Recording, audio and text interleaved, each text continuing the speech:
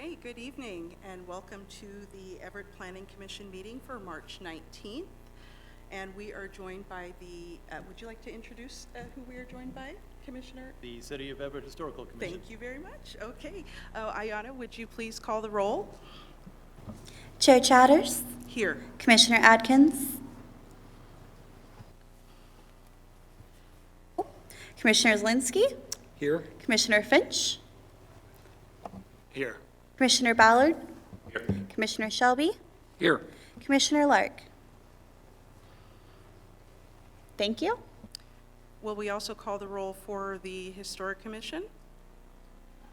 We weren't intending to call the roll, but we can do introductions. Okay.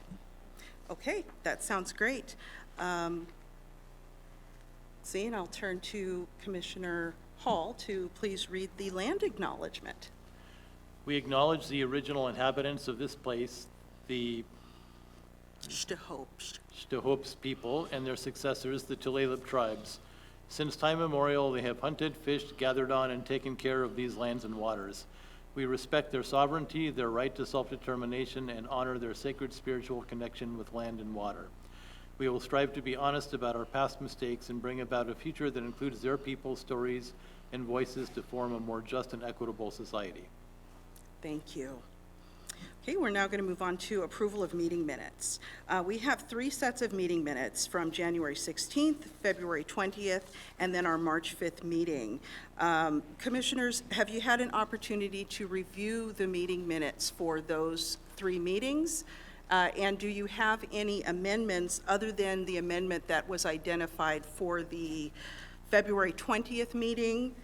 There was a vote to extend the public hearing or to continue the public hearing, and Commissioner Ballard did have a no vote on that, and it's recorded as yes. And Commissioner Ballard has agreed that that is correct, that it should be a no vote. Other than that amendment, Commissioners, do you have any amendments to offer? Okay, and so we are going to follow the Roberts Rules procedures for meeting minutes, where you don't actually have to call a vote. If there are no objections and the amendments are friendly amendments, which I believe that one amendment that we made is, then it is simply, if there are no further objections, the meeting minutes are accepted by acclamation. Commissioners, do you find that an acceptable practice? Yes. Okay. Thank you. Then meeting minutes for January 16th, March 5th, and February 20th are approved by acclamation.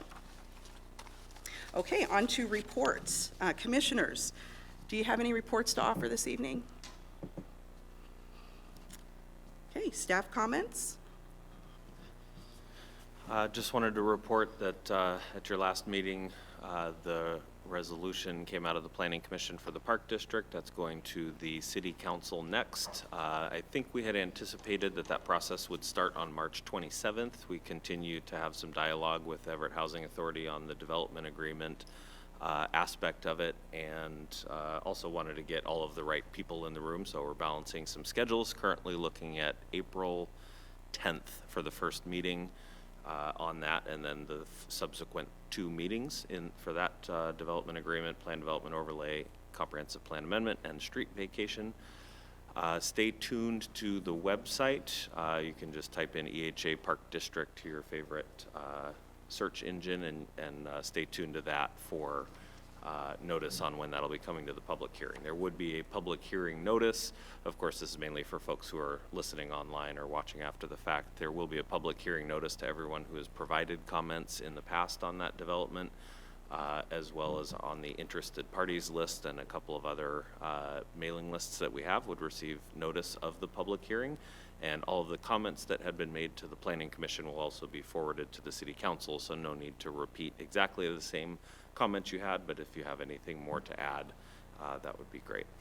Otherwise, just happy to have our first joint meeting in recent memory of the Planning Commission and the Historical Commission. So excited to both turn attention for the Planning Commission back, I think, pretty much full time to the comprehensive plan update. Took a little bit of a break for that over a chunk of the winter while we had some other business to attend to. Staff has been busily working away, and I think you'll see some of the results of that work with respect to the historic preservation element.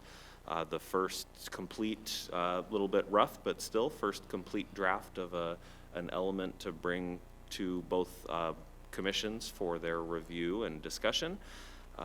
Testing out the mechanics of a joint meeting. So after the meeting, we'd love to hear any feedback on how it works. I think this is something that we'd like to try again, maybe with the Historic Commission again, or maybe with some of our other boards and commissions that share a role of recommendations on certain policy areas. Transportation Advisory Committee is one of the first ones that come to mind, but there are others as well. So excited to be coming back to the comprehensive plan, excited to have a joint meeting here, and thank you all for coming. I think that's it for me. As always, any questions are welcome. No questions?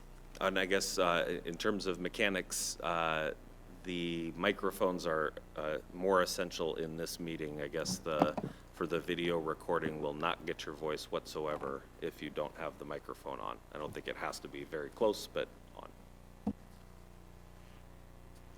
Okay, we now have an opportunity for open public comment. To those of you joining us remotely, please mute your microphone, or if you are calling in, mute your microphone by pressing *6. At each opportunity for public comment, I'll ask if anyone wants to speak. If you are participating remotely and would like to provide comment, unmute your microphone or press *6 on your phone. Please provide your name for the record, and when you're done, please mute again. If you are in attendance and would like to comment, please fill out a speaker sign-in sheet, and we will make sure to get you heard. Do we have anyone here? I don't think we have anyone here from the public to speak. Do we have anyone online who wishes to speak, Ayanna? No, we do not. Thank you. Thank you. Okay, then we will move on to item 4A, Temporary Use Code Amendment Public Hearing. All right, good evening. I guess I did not even introduce myself. Yorick Stevens-Wajda, Planning Director for the City of Everett. Planning Commission received a briefing on the temporary use provisions in this ordinance in January 16. I'll give a brief recap today. Section EMC 1905-068 establishes a mechanism whereby the city may, on a short-term basis, permit uses to be conducted in a zone that would not otherwise be allowed in that zone. It's intended to permit certain inherently temporary uses. Code cites community festivals and fresh vegetable stands as examples, and includes some important flexibility to respond to opportunities or problems by temporarily allowing, with city approval and with consideration of specific criteria for approval, uses that would not otherwise be allowed in a given zone. These provisions for temporary uses have been limited to 60 days without possibility of renewal until 365 days has elapsed after the last of the first 60 days. And that limits applicability in some circumstances.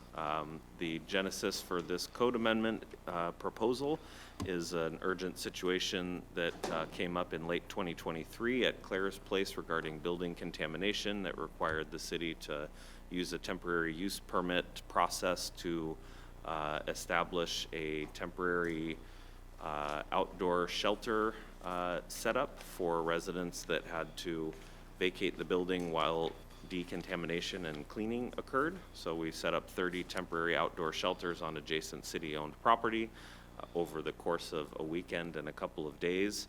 That process would not have allowed a full permitting process to occur, nor was temporary outdoor shelters allowed in the R1 zone, which is where the city utility property was. 60 days was not quite enough. I think it wound up at the end being around 100 days that the outdoor shelter facility was active, and by now the Claire's Place has been remediated and is back in occupancy and back open for business. But during that time, the 60 days wasn't enough, and so the council adopted Emergency Ordinance 3982-23, which was an interim regulation that allowed temporary use permits to be renewed that allowed the staff to renew the temporary use permit for the shelters at Claire's Place one time, and it also kicked that proposed code amendment or that interim code amendment to the Planning Commission for review and a recommendation as to whether it should be kept as a permanent process, repealed and replaced with what was there before at the end of 2023, or something else. We have a deadline in the Planning Commission of, it was either March 6 or April 6. I think the staff report says March 6, but I believe it was 4 months after, which by my count is actually April 6, which is a good thing because April 6 is ahead of us and March 6 is behind us. But nonetheless, we have a deadline here, which is why we're kind of shoehorning this item into what would otherwise be a meeting dedicated to historic preservation. The provisions expire on April, May. Then I think if I got the March, it should be April, then May should be June. So the provisions would automatically expire and revert back to no renewals allowed on June 6. So we're looking for a recommendation on a path forward from the Planning Commission today. You have a draft resolution that would maintain the interim regulations as they are as permanent regulations. This was what came to you in January of this year. There has not been a change to the staff report, nor all I did is put together this resolution. There was some good comments and feedback from the commission at January 16th that staff has taken into account, had some conversations, did a little bit of research, thought about a couple of things, the need for temporary permits, what sort of cases might arise that would need them, the urgency, the potential for renewals to require public notice, a little bit of the discomfort around permitting something that is otherwise prohibited in a zone through administrative action without notice of that, but needing to balance that. Public notice takes between 15 and 19 days, I think it is, depending on the process. And sometimes that's too long to establish a use that's urgently needed. We thought that it might work to have public notice for a renewal, because presumably you would have that 60-day period to know in advance that you would need a renewal, and you could start working on a more robust process. That is not in this recommendation. It's something that staff is open to. I don't think we have very strong opinions about this, mostly because it's difficult to think of the time when we might use such a temporary use permit. The criteria for a temporary use permit is not materially detrimental to public welfare or injurious to the property or improvements in the immediate vicinity. There's a lot of 10-cent words in there. The proposed temporary use would need to be compatible with land uses in the immediate vicinity in terms of location, access, traffic, noise, nuisance, dust control, and hours of operation. And the use must not otherwise be allowable in the zone in which it's proposed. So it cannot be a way to more quickly permit something that would otherwise be permitted through a normal permitting process. This is only for things that are strictly prohibited within that zone. We have one public comment that we've received during after notice of this public hearing. I think that's at the places of the planning commissioners, and it was a request to keep the provisions as they currently stand and not allow renewals. And there was some comments about Claire's Place and the applicability to that particular case. Want to remind the commission that this is, we don't know what the use cases will be. It could be something similar to Claire's Place. It could be something totally different. It could be a problem to solve. It could be an opportunity to seize. I think that flexibility and the desire for that flexibility for the unforeseen is what led staff to recommend that the renewals be allowed going forward. I'd be happy to take any questions. Otherwise, the staff recommendation is to approve Resolution 24-02, recommending that the City Council make permanent the interim regulations that were established with the emergency ordinance late last year. Commissioners, questions, comments, discussion? I'm still struggling to understand what didn't work well in the previous process with Claire's Place and why the amendment is needed. I think the amount of effort to produce a emergency ordinance and bring it through the council was more work than the value of it. I would intend to keep the council and the public apprised of any temporary use permit to the extent that it would be of interest to them. I think that's the main reason, but it's not a biggest reason in the world. But it was an extraordinary circumstance, and I think that sometimes that requires an extraordinary process to deal with. Yep. When we last met and talked about this, I had asked for staff to think about the possibilities for this to be used in ways that weren't intended, maybe ways that might be detrimental to Everett. I'm just curious, was there any discussion at the staff level about that, and what are those examples? Yeah, we did try to put on our imagination hats and think of both uses that would be helpful and uses that would be harmful, thinking of this with current staff and future staff and elected officials. Not a lot for you on there. The imagination did not produce a whole lot. Commissioner Finch's question was exactly what my question was, is how can this go wrong? How can this be utilized in a way that's detrimental? I see that Commissioner Zelinski had a question or comment as well. Just one more question before I Sure, go get ahead. the floor. As I understand this, the concept of renewal, is there a finite end to the number of renewals that could be granted? Not in the current proposal, although that would be either reasonable or to have a finite limit to it. Each one would require a new decision that would have to meet the criteria. So presumably, if it could continue to meet the criteria, it could be renewed forever. We could add a limit to that. We could also change the process. I had flirted with the idea and actually drafted up a switch for renewals to a review 2 process, which is a public notice process, a little bit more involved and would require a 15-day at least advance notice of needing that permit. That would still not have a limit on it, but it would provide a little bit more transparency, and that's either one of those is something that staff would be amenable to. Okay, great, thank you. Commissioner Zelinski. Yes, I missed the January 16th discussion, but one possibility that occurred to me, and I don't know whether this was ever considered by staff, is just extending the expiration date on the emergency ordinance a year to give us another chance, a little bit longer to live with these, see what comes up, and might be useful to just have a little more time to consider this. Staff would be very amenable to that too.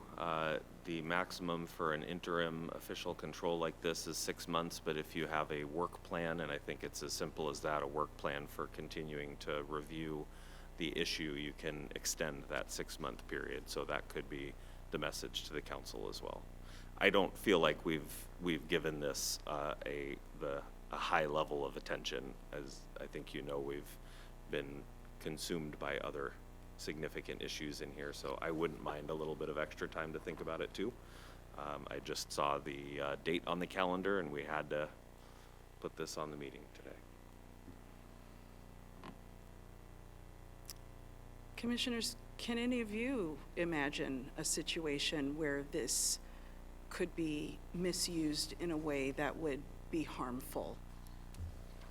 I think harmful is kind of complicated, but I think you could potentially use it for political ends, right? If you have a policy action in a particular zoning area and you have staff that align with the administration's policy action, that you could perpetually do something that the city as a whole does maybe not want that policy thing to do, but you've got staff and the ability to do that.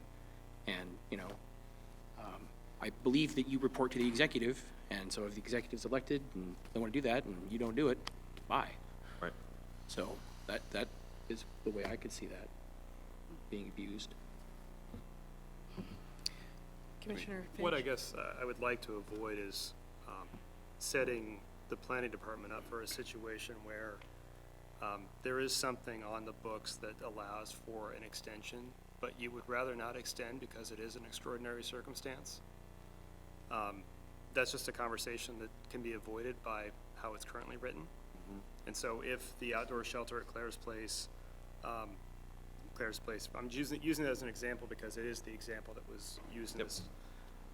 What if that outdoor shelter was in such demand that, you know, the sponsor came to you and said, we'd like an extension. Sure, the facility is up and running, but we now have overwhelming demand. That seems to me to put an undue burden on that local neighborhood. And so it might put the planning department in a difficult position. I do think at least something that makes for that transparency. I think if such one of either of these are good examples, it's much less likely to be a significant problem if there is the visibility of it in terms of with a review 2 process, it includes posting on the site as well as notification to mailing lists and the webpage, and I think to the Herald's legal ads as well. It seems like a lot for what could be what was suggested, a Christmas tree stand, I think. No, a fresh vegetable stand. That seems like a lot to post it, but then again, it is prohibited in the zone, and so it should be unexpected, and people might have the question anyways. On the other hand, if nobody notices it, a tree falls in the forest. But I would I still feel a little bit uncomfortable with the lack of transparency, at least. With transparency comes accountability, and such an end run around the regulations would have to be more readily explained, I think. I would welcome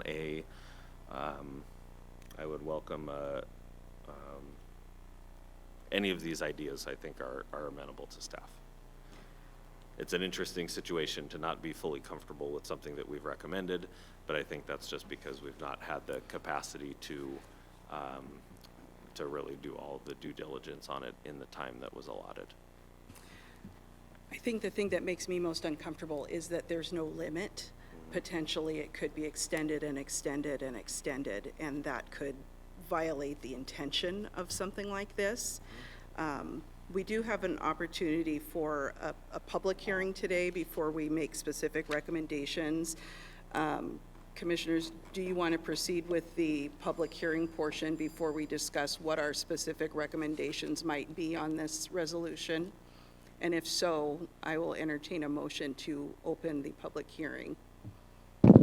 I motion to open the public hearing. Second. I'll second. Okay, Ayanna, would you call the roll on that? Chair Chatters, Yes. Commissioner Zielinski, Yes. Commissioner Finch, Yes. Commissioner Ballard, Yes. Commissioner Shelby. Yes. Thank you. I believe you forgot to call Commissioner Atkins, who would be in place of Commissioner Sullivan today. Right, my apologies. Commissioner Adkins, please. Yes. Thank you. Thank you. Do we have anyone here in the building who would like to comment? Ayanna, do we have anyone online who would like to comment on this matter? We do not. Okay. I will entertain a motion to close the public hearing. I motion to close the public hearing. Second. Ayanna, would you call the roll on that? Chair Chatters, Yes. Commissioner Adkins, Yes. Commissioner Zielinski, Yes. Commissioner Finch, Yes. Commissioner Ballard, Yes. Commissioner Shelby. Yes. Thank you. Thank you. With regard to specific recommendations, so there have been a couple of ideas recommending an extension of the interim policy as it is. York also mentioned the potential of a review 2 process being considered, maybe perhaps layering that, allowing a single extension, but then requiring a more stringent review process beyond a single extension. Commissioners, what are your thoughts on recommendations to the council? Commissioner Atkins? Yeah, I think a review to process sounds fine to me. I was wondering if there's a way that when the temporary use is going for a renewal, if after, say, this first or second time of a renewal, for there to be city council action that needs to be taken to approve the renewal, would that be possible to word that in there? I believe so. Yeah, I'm with Commissioner Atkins in that fashion, you know, an escalation. It seems like an awful lot of effort for a 60-day permit. What would the staff's view be to maybe moving that to 90?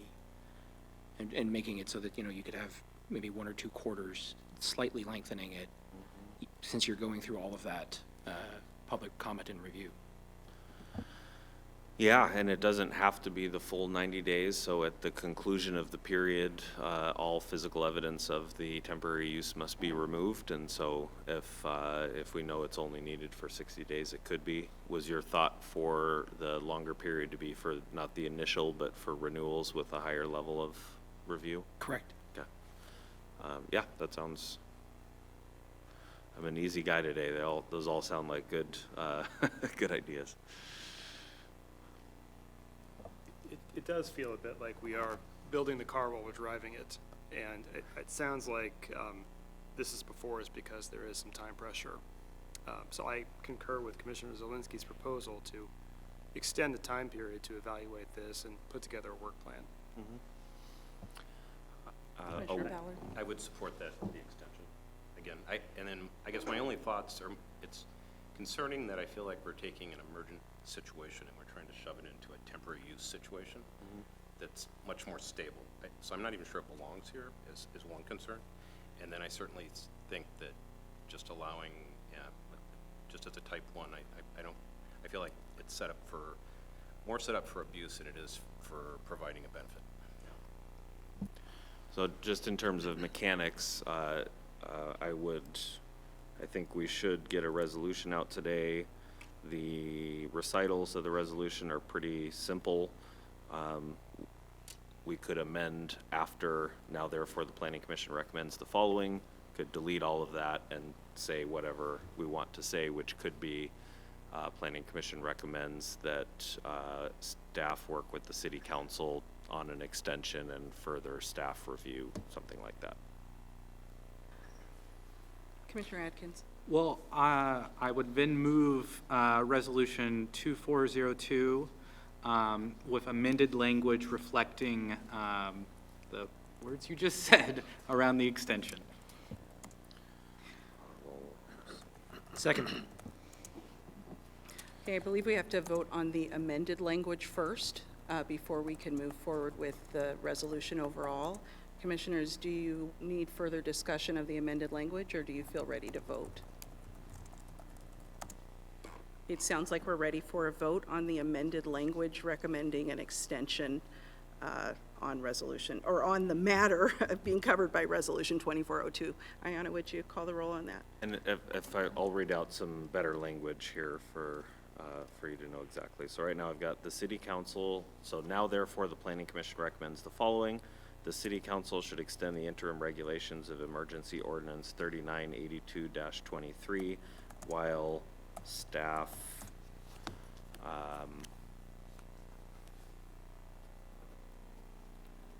implement a work plan to review options. To review potential impacts of the change, of a change in this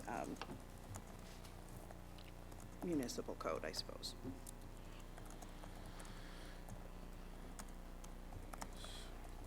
Okay, I have the City Council should extend the interim regulations of Emergency Ordinance 3982-23 while staff implement a work plan to review potential impacts of a change to the city's temporary use regulations.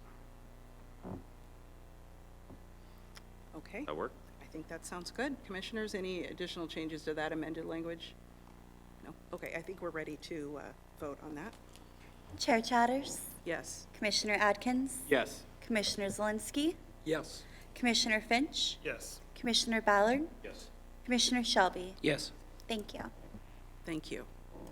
Thank you, Commissioners. Okay, and now we have the amended Planning Commission Resolution Number 2402. Yeah, I think we consider that it was already moved and seconded for the resolution itself. So I think we are ready to vote on the amended Resolution Number 2402. That last vote was for the amendment, right? Yes. Great. That is correct. Commissioners, do you have further discussion before we proceed with the vote on the amended Resolution 2402? No? Okay. Ayanna, we're ready when you are. Chair Chatters? Yes. Commissioner Adkins? Yes. Commissioner Zelinski? Yes? Commissioner Finch? Yes. Commissioner Ballard? Yes. Commissioner Shelby? Yes. Thank you. Thank you. Okay, we're going to move on to Agenda Item 5A. This is the fun part. Now we get to do the joint meeting with Historical Commission to review draft historic and cultural resource preservation element. We'll turn it back over to staff. I think I already gave my my introduction and welcome, but yeah, just good to have you all here in the joint meeting session. The historical, and I'm joining the meeting so that I can get the slides, and I'm muting so we don't get the reverb.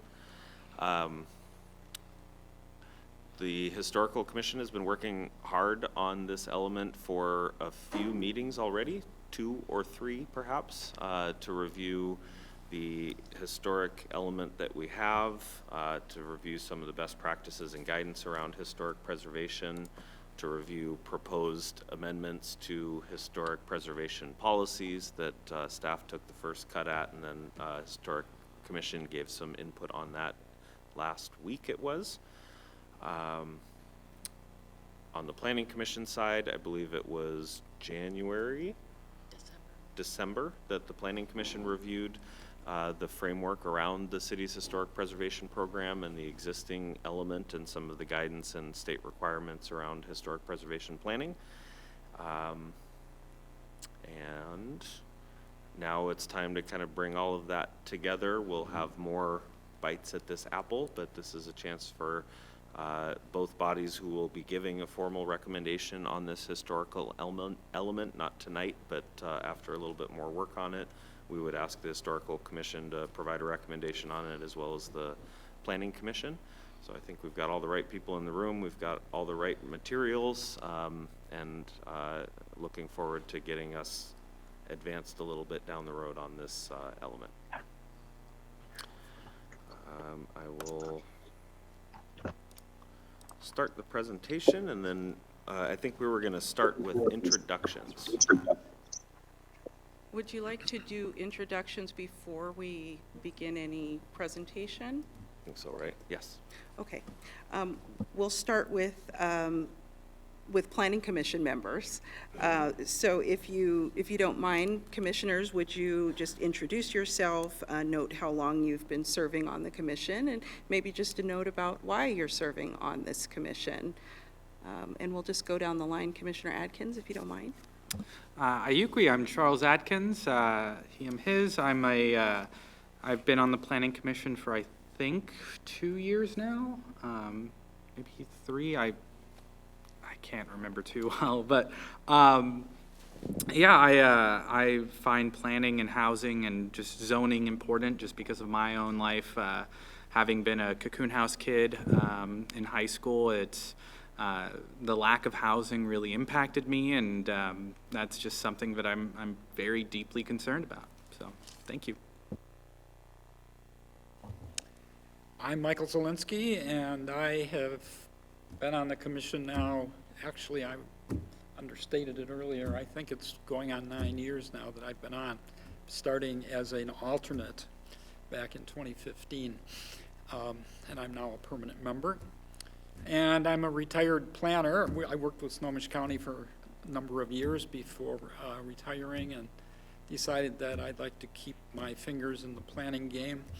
And contributing to the city where I've lived since we moved here from Illinois back in '91, I thought would be a good opportunity for me. And I have a through my county experience, a lot of experience with the Growth Management Act and the comprehensive plan, and figured that I could be of some value to this body.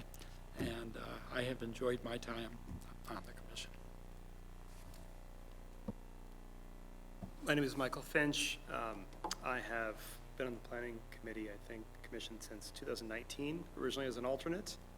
I now am a permanent member as well, and have very much enjoyed serving with Michael Zielinski. I am a real estate, commercial real estate broker and advisor by trade. Grew up in Everett, moved back to Everett in 2018. And I'm involved because I would like to be a part of moving Everett forward. I think there's a lot of opportunity here, and I think that planning is one of the many ways to make that opportunity become a reality.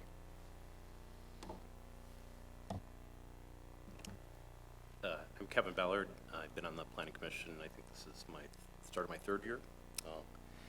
I've been working in land development, planning, real estate for the last 30 years. Currently a developer, home builder in Linwood, but we've done projects throughout both King and Snohomish County over the last 3 decades. My home is here. I live in the historic district, and I hope that I can provide some guidance in how we squeeze these 39,000 people into Everett calmly and gently in the next 40 years. Excuse me. My name is Nathan Shelby. This is meeting number 2 for me at the Planning Commission, so I'm very new. I am a native Washingtonian. My wife and I moved to Everett in 2015.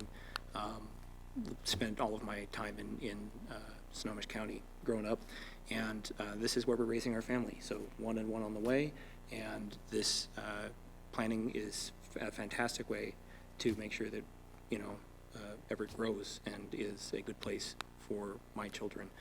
As to my experience, I spent my day job in critical infrastructure for information technology, but growing up, I spent all of my summers with my grandfather and uncle, who were custom home builders. So I have a little bit of knowledge, enough to be dangerous, and I'm here. Thank you. Thank you, Commissioners. And I'd like to turn it over to Chair Hall. I think you skipped yourself. Thank you. Thank you, Chair Hall. I'm Demi Chatters. I've served on this commission since 2022. I'm a mom of 4 kids here in Everett. I raised my family here in Everett. My husband and I actually grew up in Seattle, so I would say we are Seattle refugees. We found a home here. It's a beautiful place. I love our neighborhood. I'm a resident of Pinehurst Beverly Park. All of my kids will graduate from Cascade High School. Go Bruins. And this city has grown since we've come. I think I mentioned we've been here about 25 years. Since we got here, the city has grown. It continues to grow. And there are just so many opportunities for this city to blossom into an amazing place for the next generation of Everettonians, and I'm serving on this commission because I consider it a deep honor to be part of that process of helping to shape the city as it grows. So with that, I will turn it over to Chair Hall. Hi, I'm Patrick Hall. I've been on the Historical Commission for 7 years.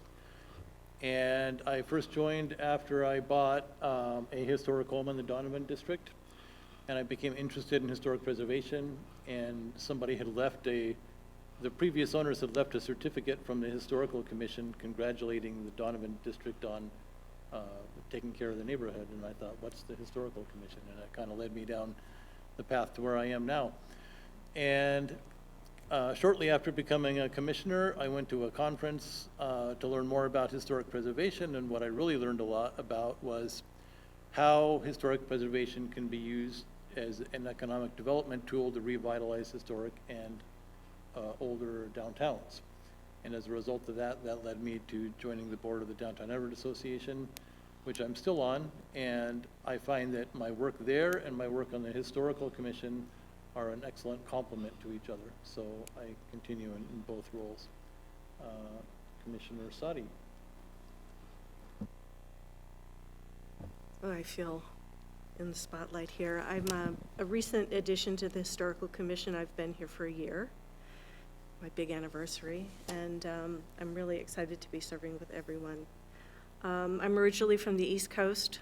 I have always been interested in historical preservation, and we moved here in 2008 because we were excited about the potential of Everett and the beauty of its historic areas. And one of the reasons I chose to serve was that I noticed that our history was a little one-sided, and I wanted to bring forth more stories about the diverse history of Everett, and that's one of my goals.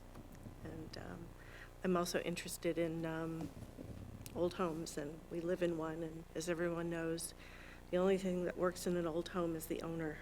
So, thank you. Hi, my name's Christine Spias. I'm also new. I think I joined at the same time as you did about a year ago. I was born and raised in Everett, went to Everett High, never left. I started looking around at different resources for historic homes after I bought a 1910 home in Bayside neighborhood and found out also about the Historical Commission, and so I was like, hey, I love old homes. Can I join you guys?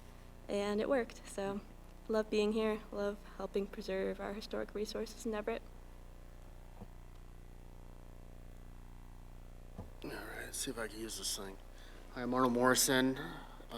I'm the OG here. I've been here 11 years on the Historical Commission.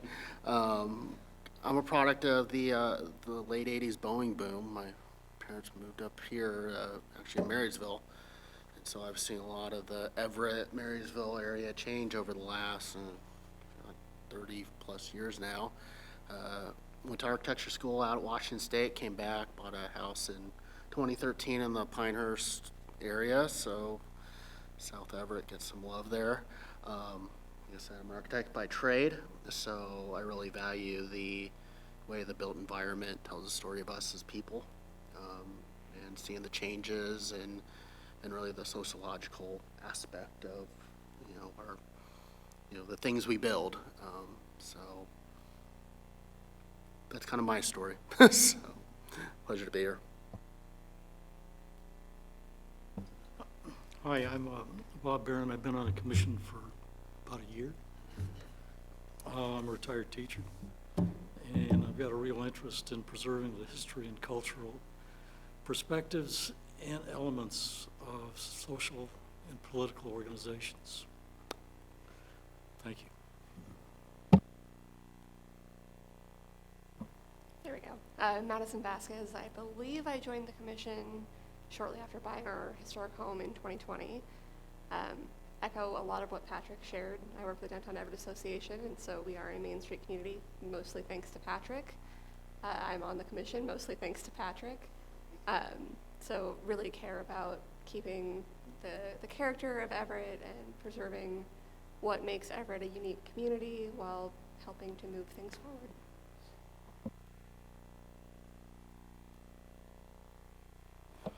Thank you all. Okay, so Commissioner Hall and I are just going to give the public just a very, very brief overview of the role of our two commissions. So for the Planning Commission, we are an advisory board to the council, the mayor, and city departments and staff with regard to the city's broad planning goals and policies. And so when a question is asked by the mayor or the council, where recommendations are needed with regard to the physical development or redevelopment of the city, that comes to us for us to provide opportunities for input from the public, as well as bringing our own knowledge and expertise to the discussion and providing a set of recommendations to help guide the decision making.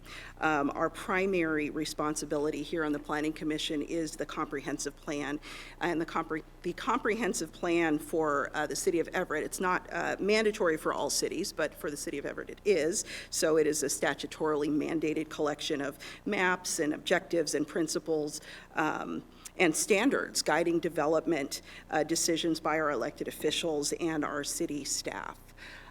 Commissioner Hall, would you like to go over the Historic Commission's role? Yes, we are also an advisory commission.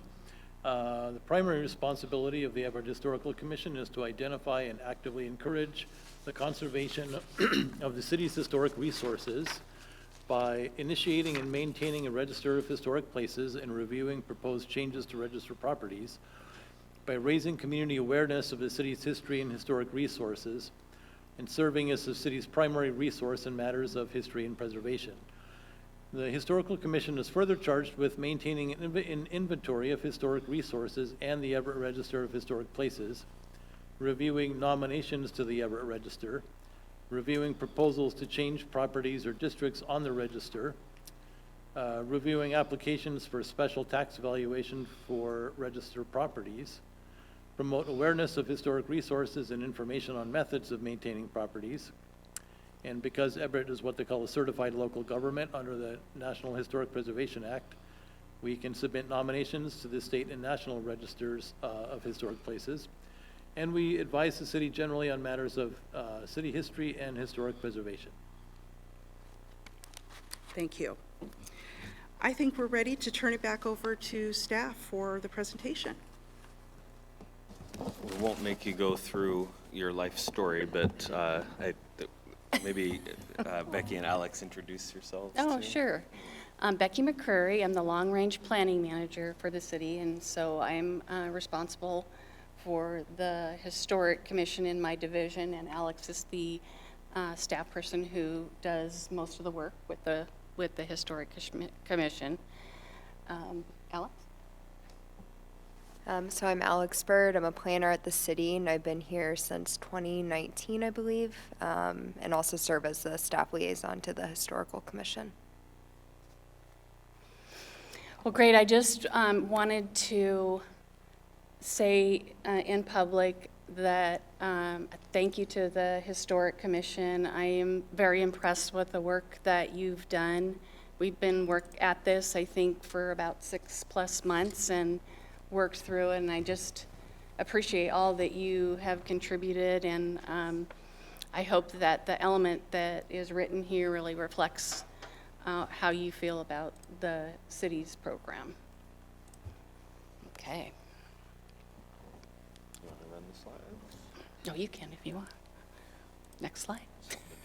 Yeah. Oh, you can skip these. We did. I was just going to bring these up, but I forgot. I'm already behind. Yeah. Okay, so we've done the first two items there. The next thing we'll do is we'll talk about what the program is, program is here at the city. And then we will launch into the draft element, take a look at that, talk about the concepts and the goals and policies. And you'll see, it's so hot in here. Each one of the elements of the comprehensive plan, the new updated elements, will contain an implementation plan. So, next slide. And then yours discussion, of course.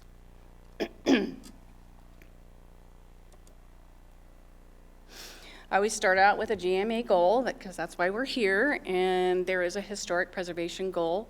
The Planning Commission was briefed on the existing elements of the historic plan back in December, but just to again ground us that we are to identify and encourage the preservation of lands, sites, and structures that have historical or archaeological significance. Also, these are just some items that the state has provided in terms of guidance for our element and our program.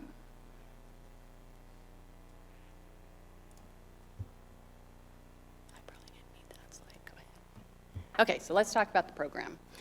A big part of the program for the city is to promote preservation of the city's historical and cultural assets through conservation and community awareness. There is some great economic benefits, and the fact that the Downtown Everett Association is now a Main Street, has qualified as downtown as Main Street, it opens us up to a lot more resources that we can use to preserve them. there's preservation is not mandatory. And so in order to really take care of these assets, there has to be some resources and incentives for preservation to occur. So this is the part of the program here, and you can go to the next slide. It talks about the built and natural environment. So we talk about archaeological sites. Our shoreline master program really does handle those things primarily on the shorelines where you would see some of those. There are also have been sites that have been identified where there's potential for archaeological artifacts. So these are some of the landmarks. That's something that the Historic Commission's talked about as well. I have a copy of the resolution that was passed in 2012 that named the Hibob Lookout place up there in the northwest. And I think, excuse me.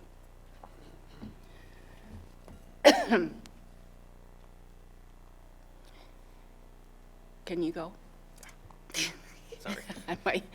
I'm Yeah, so take a moment. okay. I can see if I can handle this. Yeah, you can explain that. This is like the auto-generated captions. 2 maps of a city, Everett. Okay, I think we're talking about the comprehensive plan update and how we addressed historic preservation in the 3 alternatives. So as a reminder, we're studying a current plans extended, a dispersed alternative, and a concentrated alternative in the draft environmental impact statement, which we'll start to see some report out coming from that process here pretty soon.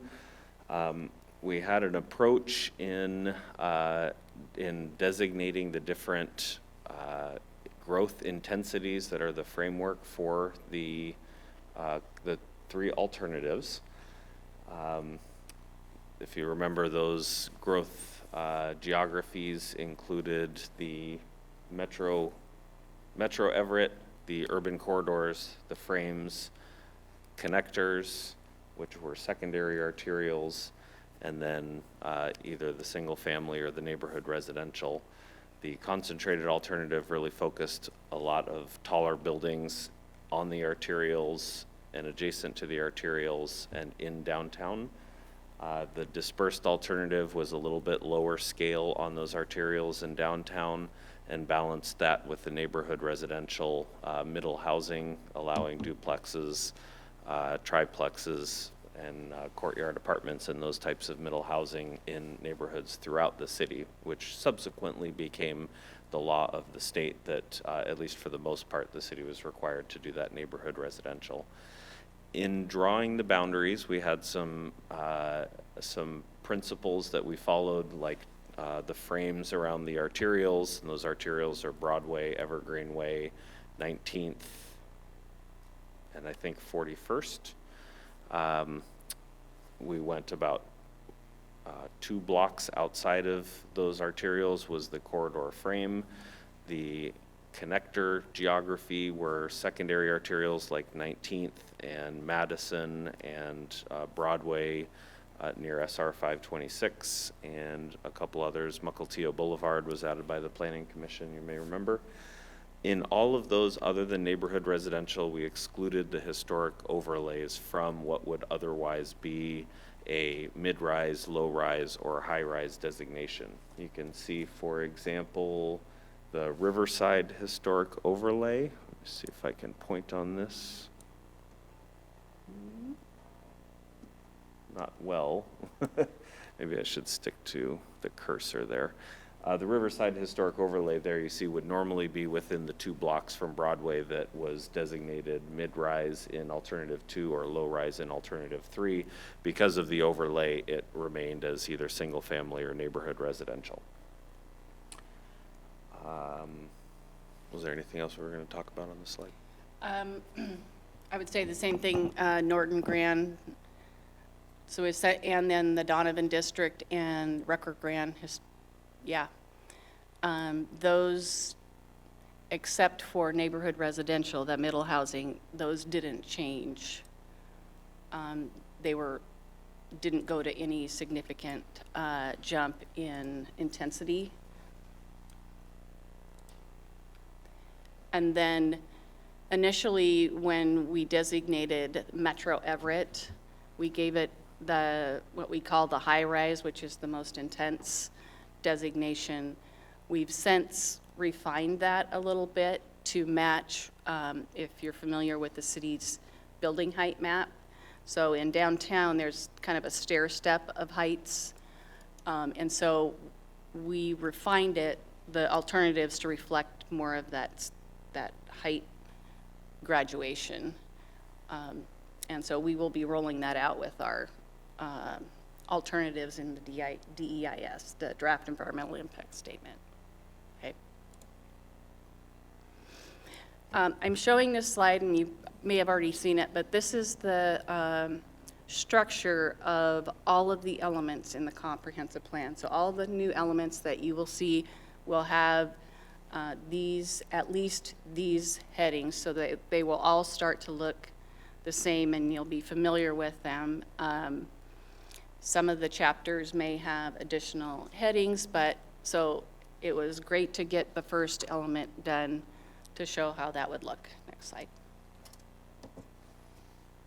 So the key concepts of the element are around community awareness, which we've talked about, the economic development pieces, and what you'll see also is that there's a lot of identification of historic and cultural resources kind of north of 52nd, but not in the south area of the city. And so wanting to, as Commissioner Sadie Hewitt said, expand and include all of that, and then to be inclusive of people and cultures that represent our community.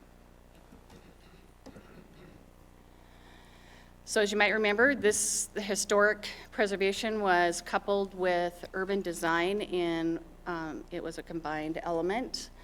So we pulled this out into its own element, but the existing goal here, wanted to show that to you as a big, broad goal. We've taken that, and with a bunch of policies, we've taken that and separated it into 4 goals, and new goals that essentially say something very similar to this. So the goal 1, and the goal is worded in a way as if you were in 2044 and you were looking back at what that goal did. Historic and cultural resources are identified and preserved. So you'll see policies in there that talk about the inventories, about the registers, important tools, about overlays, grants, that special valuation, which is a monetary incentive for people to preserve, reusing old buildings, and then technical publications. Here, this is something that was done by Dyckman Architects some time ago, and it was a guide for folks. And so things like this that we may need to update or make sure that we're getting that out into the community to share what can be done with structures. Next slide. Second piece is around that community awareness and making sure that the city understands or the community understands what the benefits are of historic preservation. So it isn't just preserving an old thing. There really is benefit to preserving that. And one of the things that we have, not just the Northwest Room, but an enormous amount of photos and things that we have there as a city and inventory. So policies around community identity and pride, how we can use education, and commemorative events. How can we use those to celebrate historic preservation? Next. Sorry, Becky, just to confirm, the underlining here is for emphasis. Yes. But these 4 goals are all new, Yes. inspired based on the one long goal that was originally there. And then each of these have sets of policies, and those are in the exhibit to the memo? Yes, they're in the element itself. Great, thank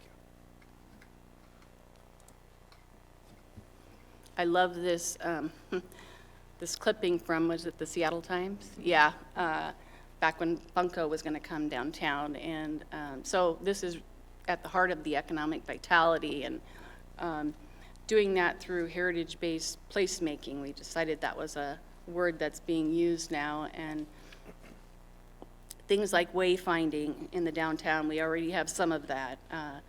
Corner markets, you'll see corner markets in the neighborhoods, and that's actually something we've been discussing on the land use side as well. But historically, the city has had those types of small stores, markets in neighborhoods for convenience. The walking tours, using the museums, and then again, the community partners are key to being able to take advantage of resources that the city just doesn't have to put towards historic preservation. Sorry, Becky, one more piece of context. The heritage-based placemaking, I think I remember learning that term 1 week ago. So this is, incorporates, we brought a full draft element with the policies to the Historical Commission last week, and then incorporated the feedback that they gave last week? Yes. Okay. Yep. Just making sure. This is a recent picture, if you were at the celebration. And then the commission thought it was important to have its own goal around inclusiveness, about the diversity of our community, and that would include bringing in more history about other people who live here, people of color, the Native American culture or other cultures, women. So you'll see policies in there around that specifically.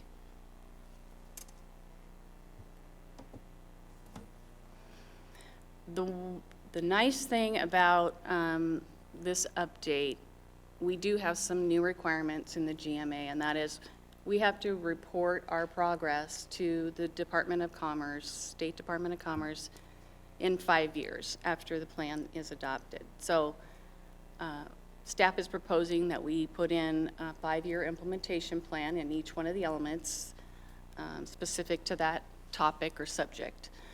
And so there's the Historic Commission has a lot of fun work ahead should this pass.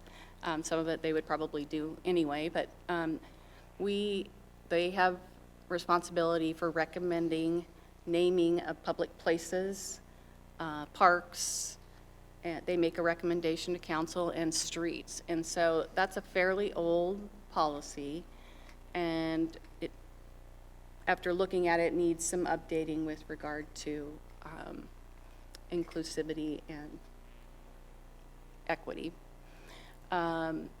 Wanting to bring in the Tulalip tribes to talk about more ways that we can identify some shared history, and so that is on their 5-year plan.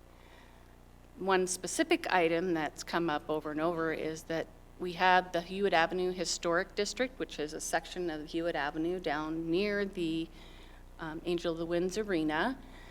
It is on the National Register, and the commission would like to see about creating that as an Everett district or an overlay zone like the other three, and creating some design guidelines. So what's different about this is it's commercial areas, mixed use areas, as opposed to the single family neighborhoods that we currently have designated as those historic overlays. And then I think along with awareness, and talk about the middle housing too, and how that can fit into those historic neighborhoods. So updating design guidelines, because if you're in an overlay zone, then you're required to, whenever you do work and you have does it have to be a contributing structure? Yes. It has to be a contributing structure, then it has to go through the Historic Commission for design review. And updating the webpage, which we're working on. If I could give just one example on the design guidelines as it relates to middle housing, this actually precedes middle housing with accessory dwelling units. We've been running into a lot of questions about applicability accessory dwelling units in historic overlays typically fit in well, at least new ones and detached ones, in the backyard facing the alley. And there are some guidelines about having a door visible to the street side, so maybe having the accessory unit offset from the main house so that you can see straight from the street to it. But there are some other parts of those design guidelines that I remember not being a great fit for accessory dwelling units on alleys, and potentially an opportunity to rethink alleys a little bit as not always being the back. It is always going to be where the garbage cans are and the parking spaces are, so there's some things that you can't get away from that. But if through accessory dwelling units or middle housing even more so, alleys might play a little bit more of a role as a front door for some folks. Or maybe that's not a good way to go, but it's an example of something that was not really a factor when the design guidelines were originally written. And then I also had a question that I remember earlier this year, maybe it was late last year, the Historical Commission worked on their work plan for this year, and it had some overlap with this. I think it was an even longer list, which is interesting because that was a 1-year work plan and this is a 5-year work plan, although there's some pretty substantial items on here. Could you say a little bit about the relationship of those two things? The commission's work program and this implementation Yeah. plan.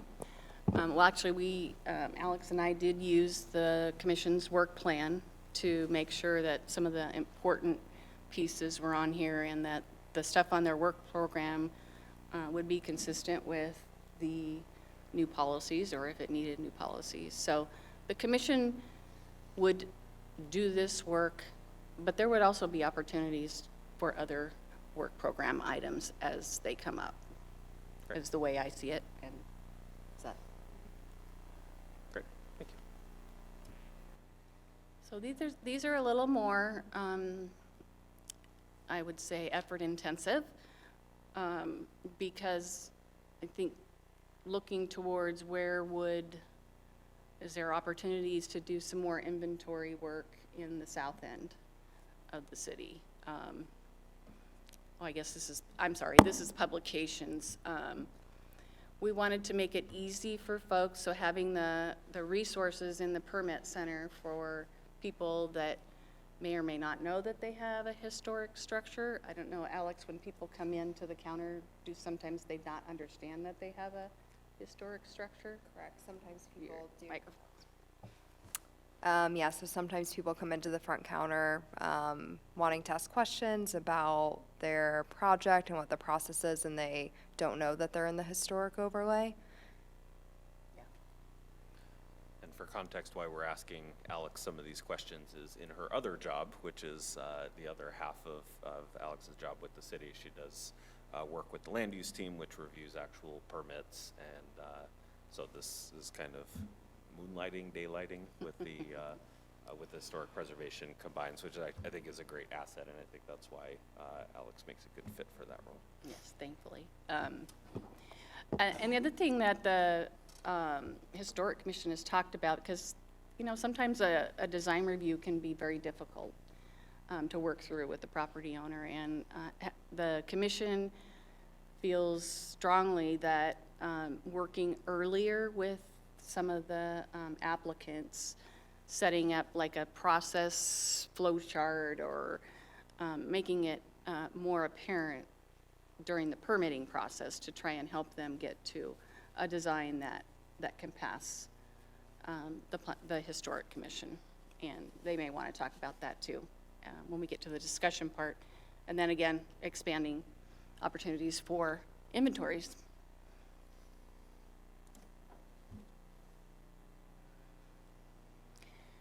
So we wanted to have a specific discussion when we get through to the discussion part. The Historic Commission has talked about wanting to preserve the integrity of those overlay zones and how to do that, and the idea of a transition zone around the historic districts has come up. That, of course, has land use implications, so this is a great place to have the discussion.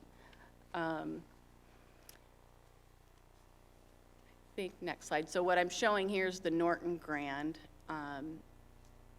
And you can see this is a zoning map. So we've got kind of what we call our lower intensity multifamily zone in the light brown and hatched area. And then the yellow is single family zoning. So you can see there around it is some probably lower heights than you would see further in the metro area. Next slide. Oh, we saw this. I meant to delete that. So just looking around today and thinking, well, how does this work? What would be the impact of a historic structure with, you know, some new development that might be a lot more intense than what the historic was? And so we just wanted to demonstrate, you know, some people might like to see this, some people would find this objectionable. So I have to explain a little bit about this one. We were in a meeting talking through some of the slides, and I wanted to show an example of juxtaposition of significant development with a historic home. I had put one of those in the Historic Commission's workshop that I just pulled off the internet. All this is an actual from Seattle's First Hill.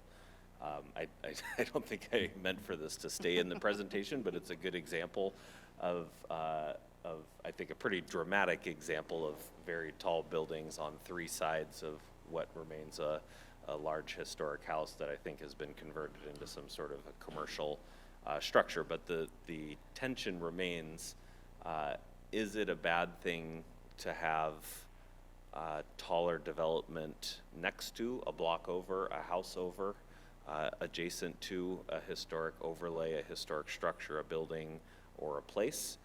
Is it necessarily a problem that we need to solve with buffer zones and not protecting the historic structure or district or overlay itself, but the kind of transition area to it? This is just one example of a pretty stark juxtaposition, probably not exactly what we're looking at in Everett, although I think we do have, those look like 15, 20-story buildings maybe, and around Norton Grand there are some high-rise designations in the alternatives that might get pretty close. Probably not three around one house, but still.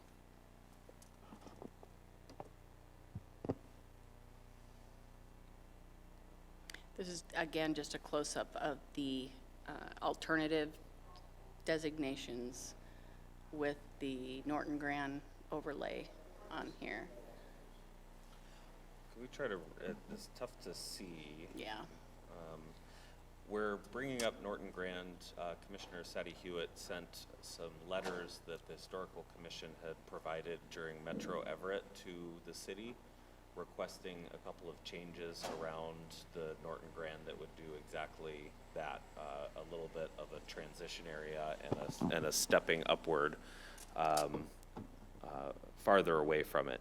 It did not look like most of those requests were incorporated into Metro Everett.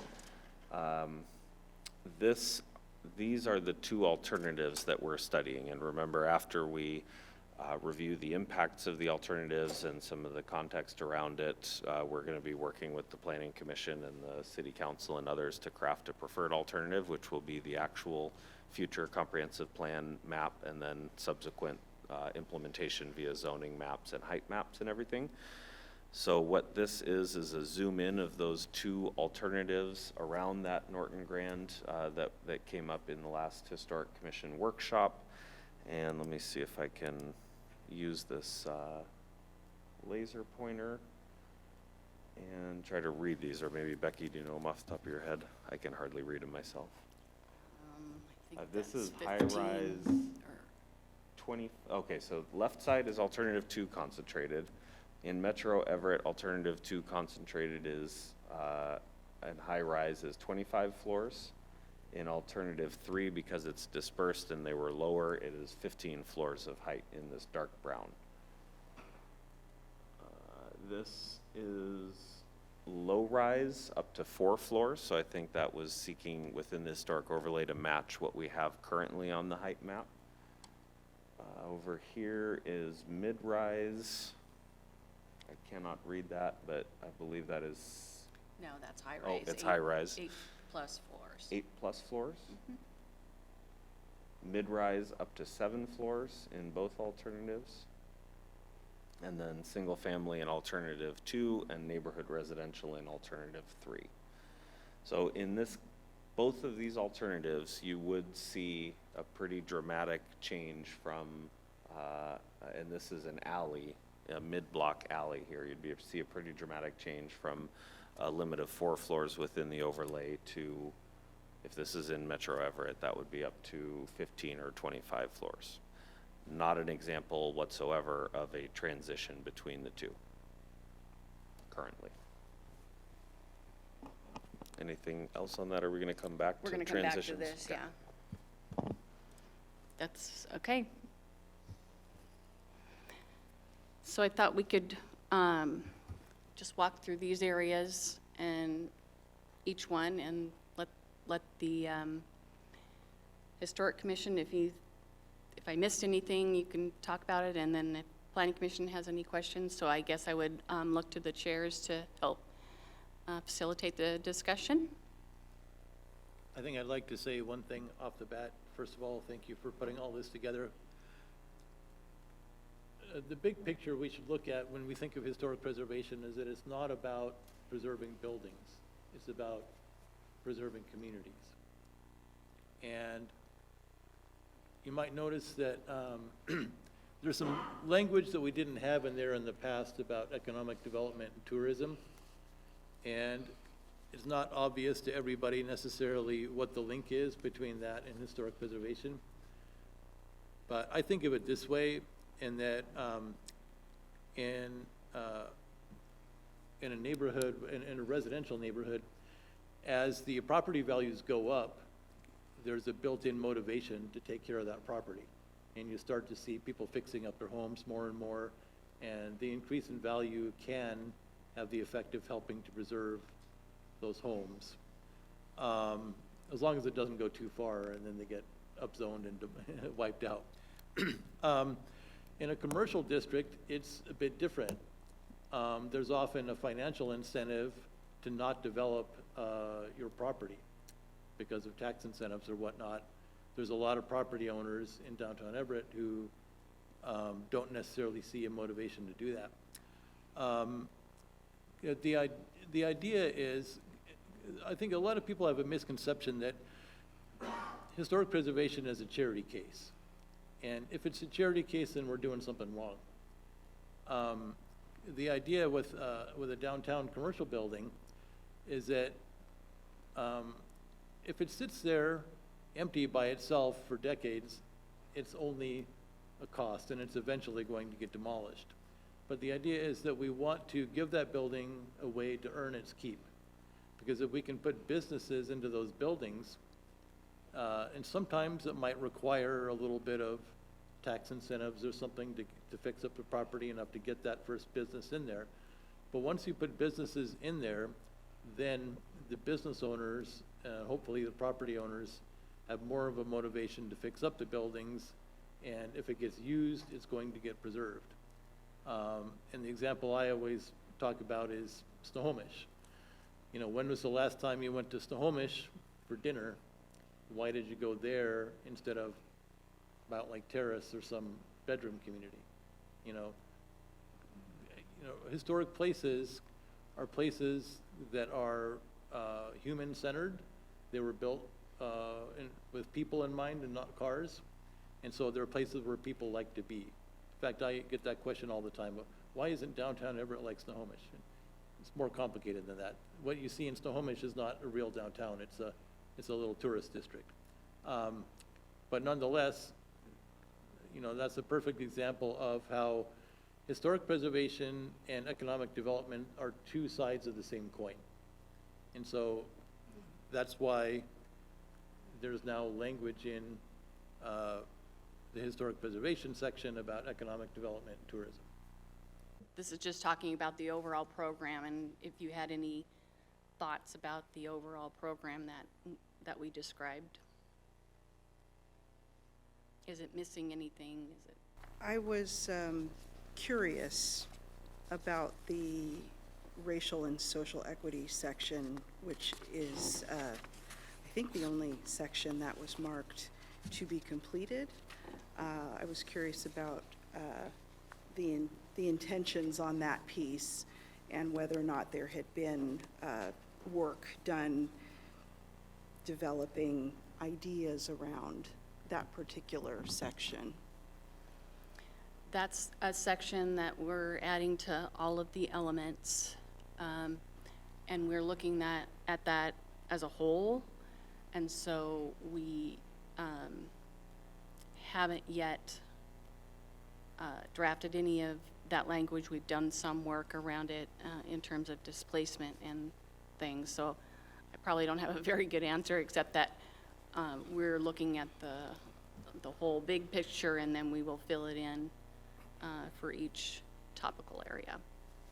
So my thoughts about that with regard to the historic element are that often there is not a plurality of historic narratives, and so the historic elements that are identified and well, they tend to break along cultural, racial, and class lines, where folks who are traditionally overrepresented disproportionately benefit from historic element identification and development versus more historically underrepresented communities. So I know it was mentioned that it's on the radar to identify elements south of 52nd.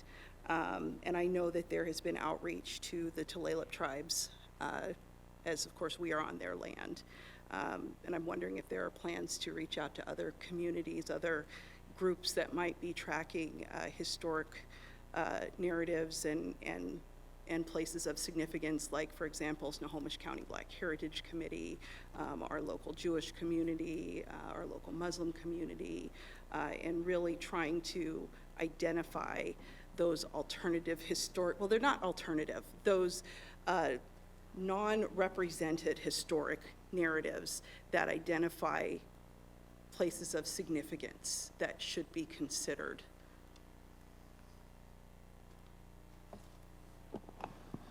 I think that's exactly what we want to do, and I think it's been demonstrated in the intent, but not yet the actions to go out and gather some of those stories. But we recognize a gap, and the Historic Commission has recognized the same gap, that the story of Everett's history largely focuses on the European American version of it. I think some of that is because most of that segment probably dominated the population during the time of old buildings, and if the focus is on that certain era, then that's going to naturally come from it. Some of it also comes from the perspectives of the folks writing the history books, and so both of those, I think, there's a gap there.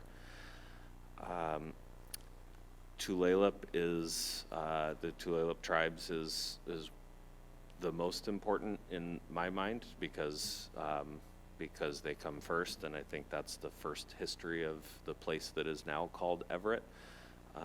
We've thought of a couple ways to do that, and this is exactly the time to give your ideas for us to actually, what can we do to actually appropriately pull together these stories? Who should we talk to?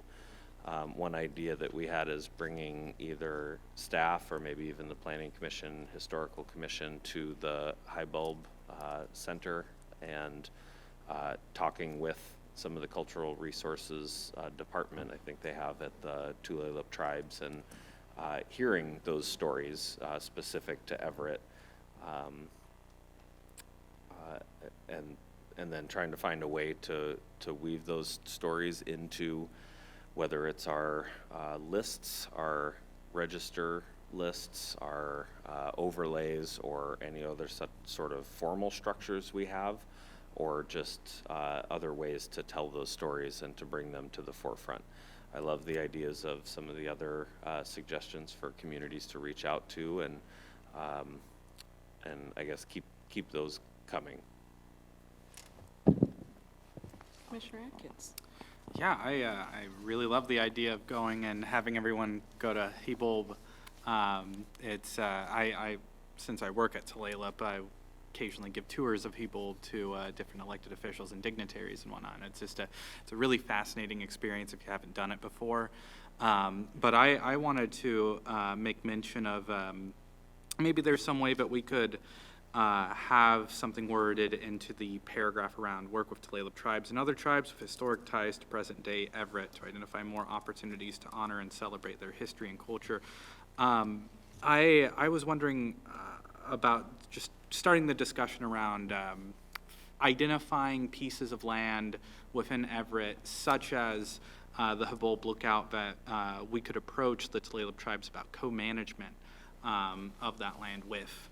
Just in particular with Hebulb, that site where American Legion Park now stands, that site was the site of the largest village in the North Sound. Over 1,000 residents, 1,000 villagers lived in that village before European colonization, and I think something that, especially when we talk about indigenous issues in the context of historic preservation, it feels very much like looking at us as a was, and looking at us in the past rather than recognizing where we're at now. And I know this is probably going far beyond the scope of this discussion in particular, but I do want to put out there that we need to be figuring out ways that we can engage indigenous communities in not just a past context, but also a present and future context.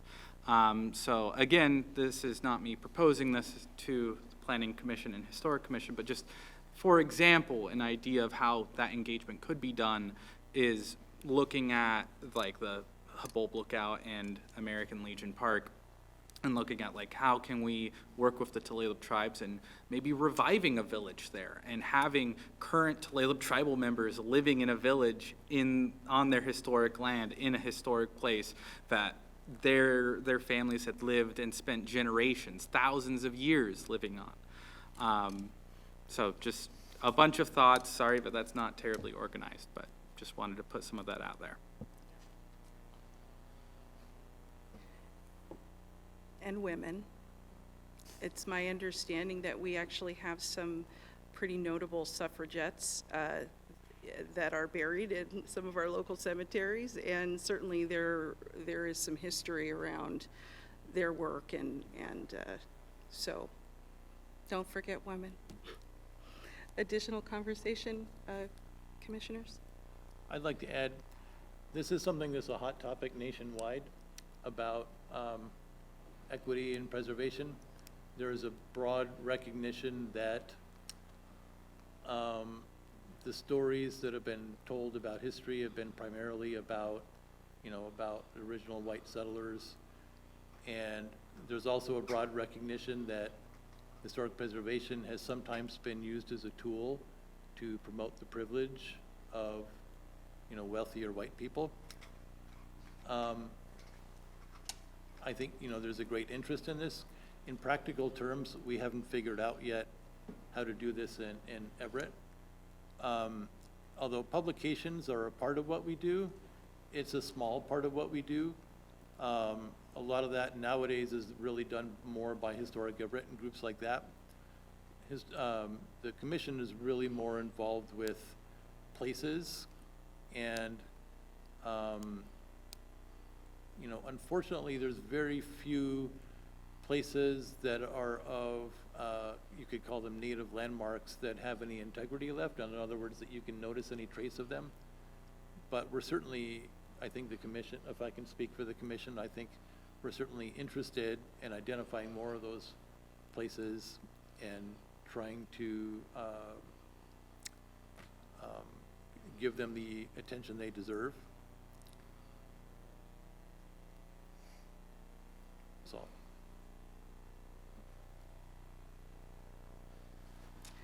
Commissioners, we'd like to hear your thoughts. Otherwise, you're just going to hear more of my thoughts. And I'm not sure you want that. I mean, I guess living in, you know, an overlay, I mean, and I bought my house not knowing, I mean, I knew it was old, but I did not understand the implications of the overlay until I tried to build a garage, then I learned them. I don't have a garage today. But I do worry about, like, how do you balance, you know, I'm kind of on the equity thing, like, how do we do this without making the prices so steep that the entry is just barring anybody of any kind of middling status, economic status? We're just making it, you know, just a very pure set of homes that are very, very expensive to maintain. So how do you balance that in creating a plan and appreciating the beauty of those homes, but how do you balance that? And Commissioner, you're referring to some of the historic overlays that are made up predominantly of houses. Yeah, like Grand Avenue, so Yeah. in that overlay. Yep. You know, what I hear at conferences and such is that we can still have density to a certain degree within historic districts. We can still allow ADUs, you know, we can still allow, well, both detached or, you know, detached ADUs. So, in my mind, that's probably the best way to kind of balance that, you know, to have it so that, you know, you don't have to be able to afford, you know, a mansion in order to live in a historic district. You have to be able to rent a room in one maybe, but, yeah. Are there programs that would create less friction for people to convert those into rentals then? I know we have the new ADU, but I mean, is the Historic Commission, I mean, are they working on kind of how-tos on, and so when people can come up and learn how to do that and still meet the rules? Well, I mean, I think the rules are the same as the rest of the city, except for if you're going to build an ADU, it should look compatible with the neighborhood architecturally.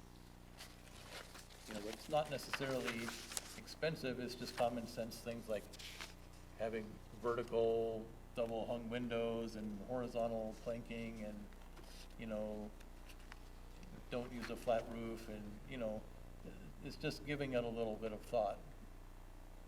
So it's not an HOA, you know, it's not to that level of rigor. I'll pop in here on Yeah. this one. So one of the things that we've talked about with staff is trying to get that interaction with people coming in to build earlier so we can work with them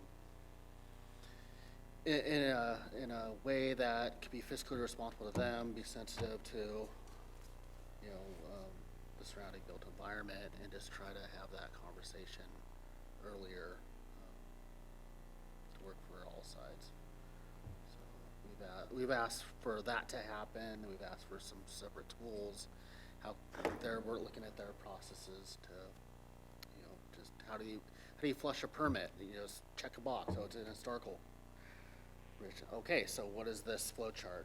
How do you get that through faster without, you know, redesigns and wasting a lot of staff time and homeowners, you know, headaches.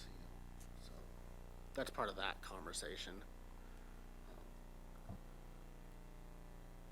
So I can talk a little bit more about the approach so far. I mentioned it earlier that we took a somewhat hands-off approach to the designated historic overlays and districts.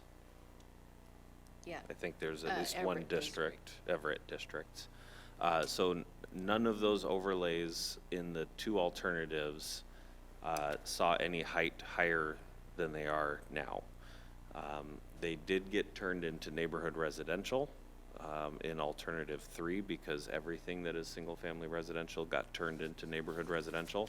So there's a couple things in there. By not going higher, I think we hope and expect that the value, as Commissioner Hall said, the value of the historic home is incentive enough not to tear it down for just one more unit or two more units. If we're talking a 7-story building, that's a lot of potential economic incentive that might overwhelm the value of a well-kept historic home. So it seems like just by keeping it to a relatively low scale we don't have very strict regulations on you cannot demolish contributing structure, for example. So that was one approach, and I'm not hearing a great call to change that approach. The other decision was, at least so far in the alternatives, was not to exclude historic overlays and Everett registered districts from middle housing. That is something that appears to be allowable under the state law that required middle housing on 75% of the single-family lots in the city, with some exceptions. Historic overlays could be exempted from that. That was kind of our proposed middle ground. Accessory dwelling units, you could convert, hopefully the economics would be there to maybe go beyond one accessory dwelling unit. Maybe you could even convert a historic house into a triplex without changing it materially. You could accommodate more people in it, but still maintain the integrity of the structure. I don't know if that's reasonable, would love some feedback on that. Or if the commissions wanted to recommend removing historic overlays from neighborhood residential, which would probably do a little bit more to protect the structures, but it would probably result in more of an exclusive neighborhoods or parts of neighborhoods. So any thoughts? We will need to come up with a preferred alternative and a recommendation on what we actually do, not just the alternatives that we have now. And my thinking on that is, rather than restrict the number of units or the development rights within the overlay, could you create a system where some level of development right is transferable, where rather than building more units, you could be a sending site and sell that capacity off to another site to receive it? That might create an economic incentive and solve the problem that you're seeking to solve.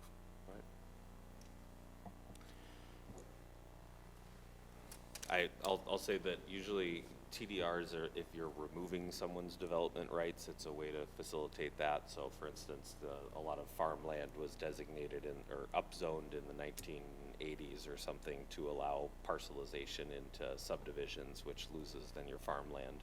Rather than just take those development rights away, the county has gone to a transfer development rights system. In this case, the development rights are not yet there, so you would be the compensation would be for, we decided not to give you more development rights, but instead we'll give you a path to earn some money from that. The one distinction but otherwise TDR is a great way to save things while not unduly burdening a property owner. Want to move on to policies? Goals and policies, and if the commission's had a chance to look at the goals and policies there, and if you've noticed if anything was missing or needed, and that would include the historic commission, because we updated the plan based on our last workshop. The only policy that we didn't add into that was the one that we're having the discussion on in terms of the transition areas. That has not been added yet. I had a comment on the, I guess this is page 14, translating policy into action. Are we there yet, or should I hold?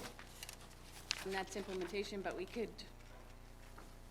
I just wanted to point out this Hewitt Avenue Historic District Overlay Zone, the creation thereof. I think this is really important for downtown and for the vibrancy of Everett. I guess my question is, this appears to be possibly a 5-year work plan. The goal is to complete this in 2 years. Seems like there's 3 more years that we could be doing things relative to this in particular, and so I would just say, to the extent that that's possible to take it to the next level, I think that would be great. As far as the responsibility goes, I might also add economic development into the mix there, because I think that also plays a component of how those design guidelines should be structured and implemented. So something more to consider.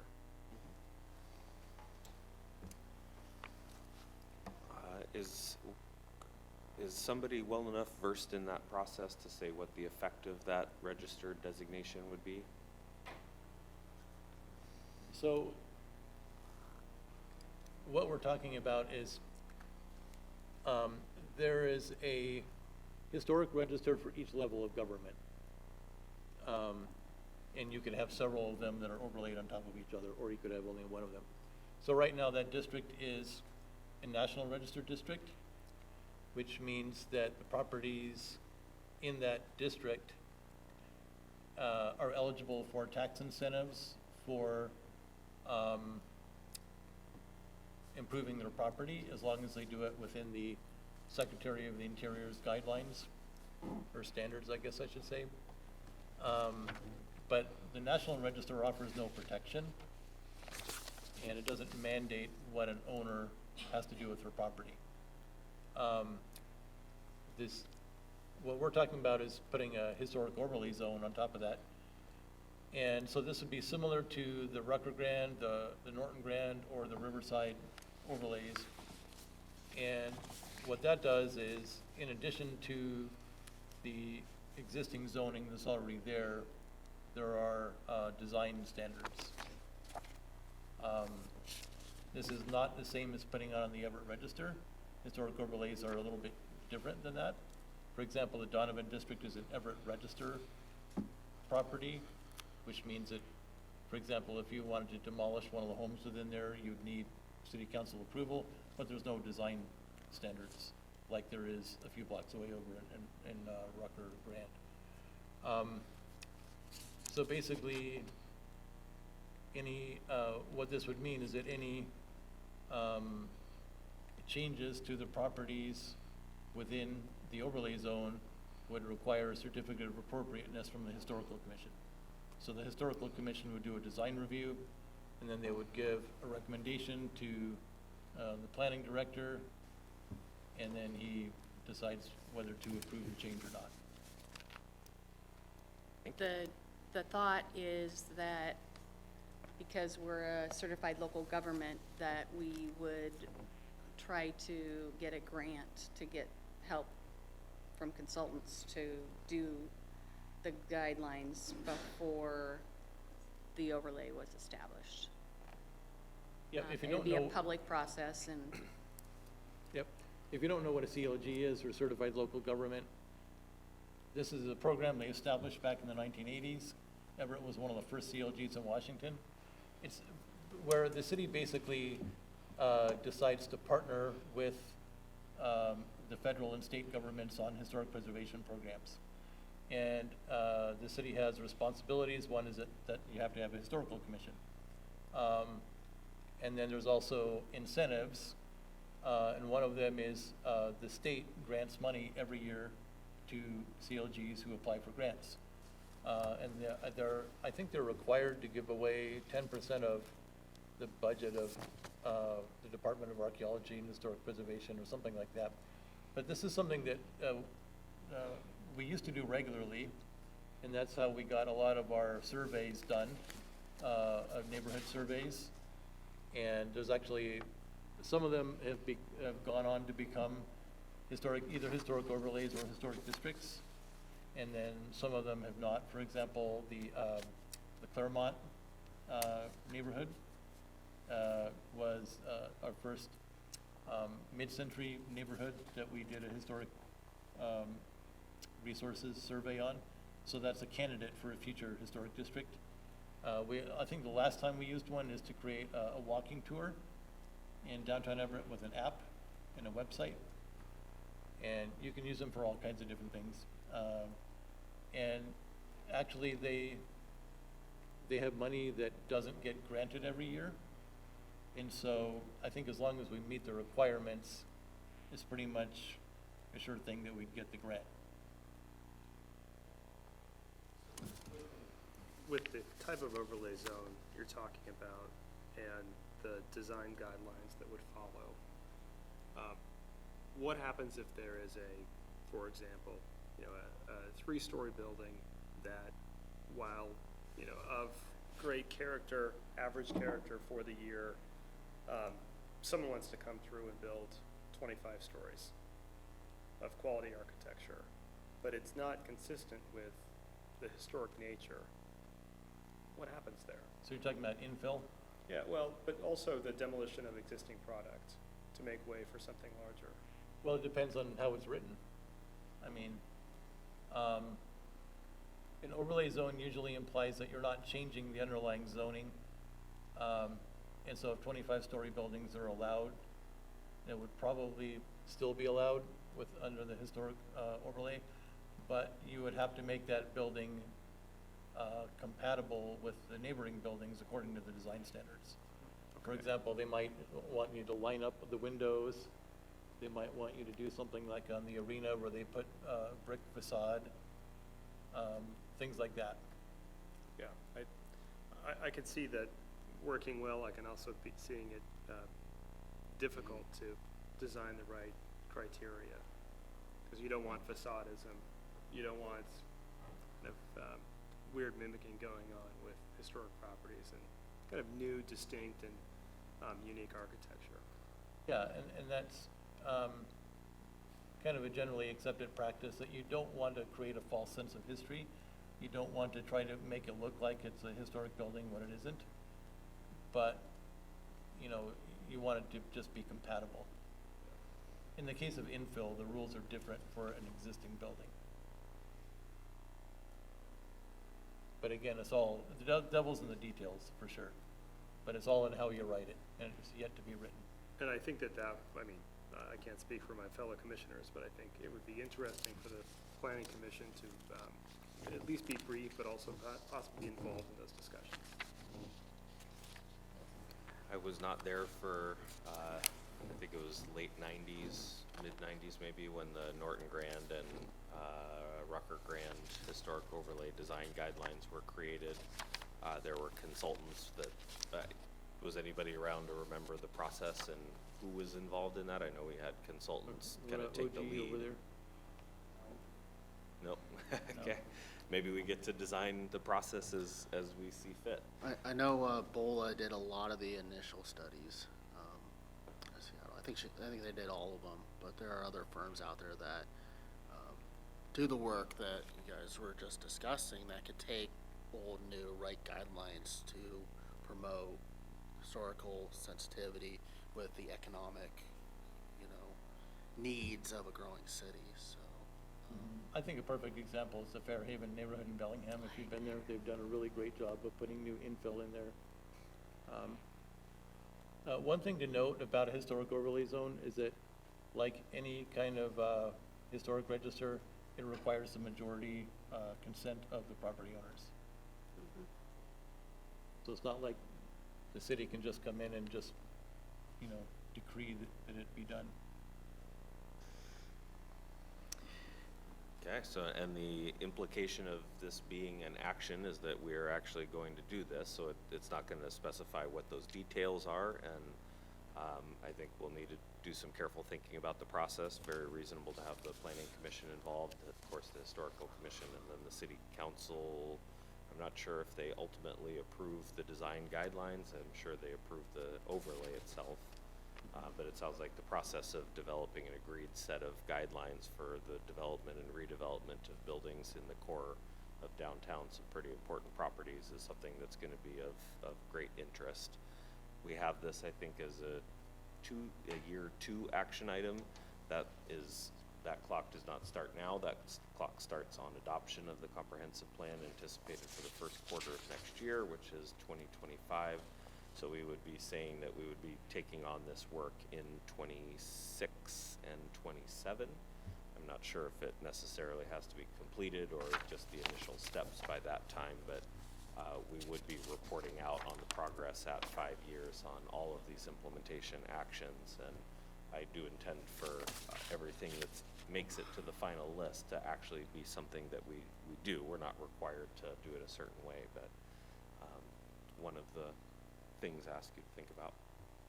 One more thing I'd like to add is that there's no reason in the world why the overlay zone would have to exactly match the current National Register district that's there. It could be bigger, it could be smaller. It might depend on which property owners consent. There might be owners that are outside that district that want to be involved in it. It's just kind of a starting place. Do we have information on how exempting historic overlay zones would impact the availability of land for things like infill projects and that sort of thing? I mean, we're already up against some pretty significant constraints with our finite supply of land. So if we are talking about potentially exempting historic districts from middle housing, how does that impact our supply of buildable land? Probably in the context of the 39,000 unit growth target, not a huge amount. We're also completed a first rough draft of the growth assumptions and land capacity analysis that would take the input of those heights and alternatives and predict an output in terms of actual development. It still has a lot of review to go, but no matter what, I don't think we're expecting middle housing to be the majority of the new growth in the city. Tacoma recently published an analysis for their Home in Tacoma middle housing program, and I think their estimate was 7.5% of lots would get some sort of middle housing development over a 20-year period, to give an idea of what that scale would be. And I think the historic overlays are a couple of percent of the city's single-family character land. So I don't think it's going to really move the needle on overall capacity. It's probably more of interest to the arguments about inclusivity, about historic preservation, about people, not buildings, those sorts of topics, but I don't think it's going to make or break us on capacity. The Hewitt one that we've been talking about, as Commissioner Hall, Chair Hall said, would not necessarily impact the capacity. If we have, I think that whole area is in the high-rise category, and so if you can build a 25-story building, you would be able to do it. It would just be a design review process. Design review processes are falling out of favor or have been generally prohibited by the legislature, with an exception for historic overlays.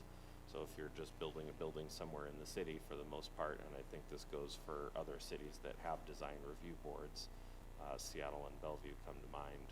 I believe they're going to have to wind those down in terms of just making for quality development, quote unquote. But we would be allowed to have that design review, which can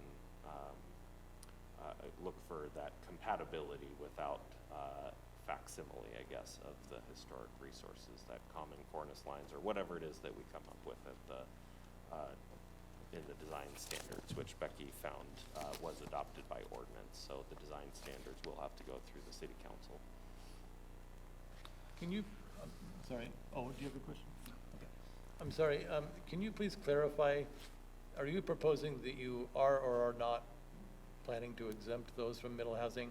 And can you please explain what that term means exactly? Yeah, yes, we are not suggesting, I don't think, unless I see any different head nods over there.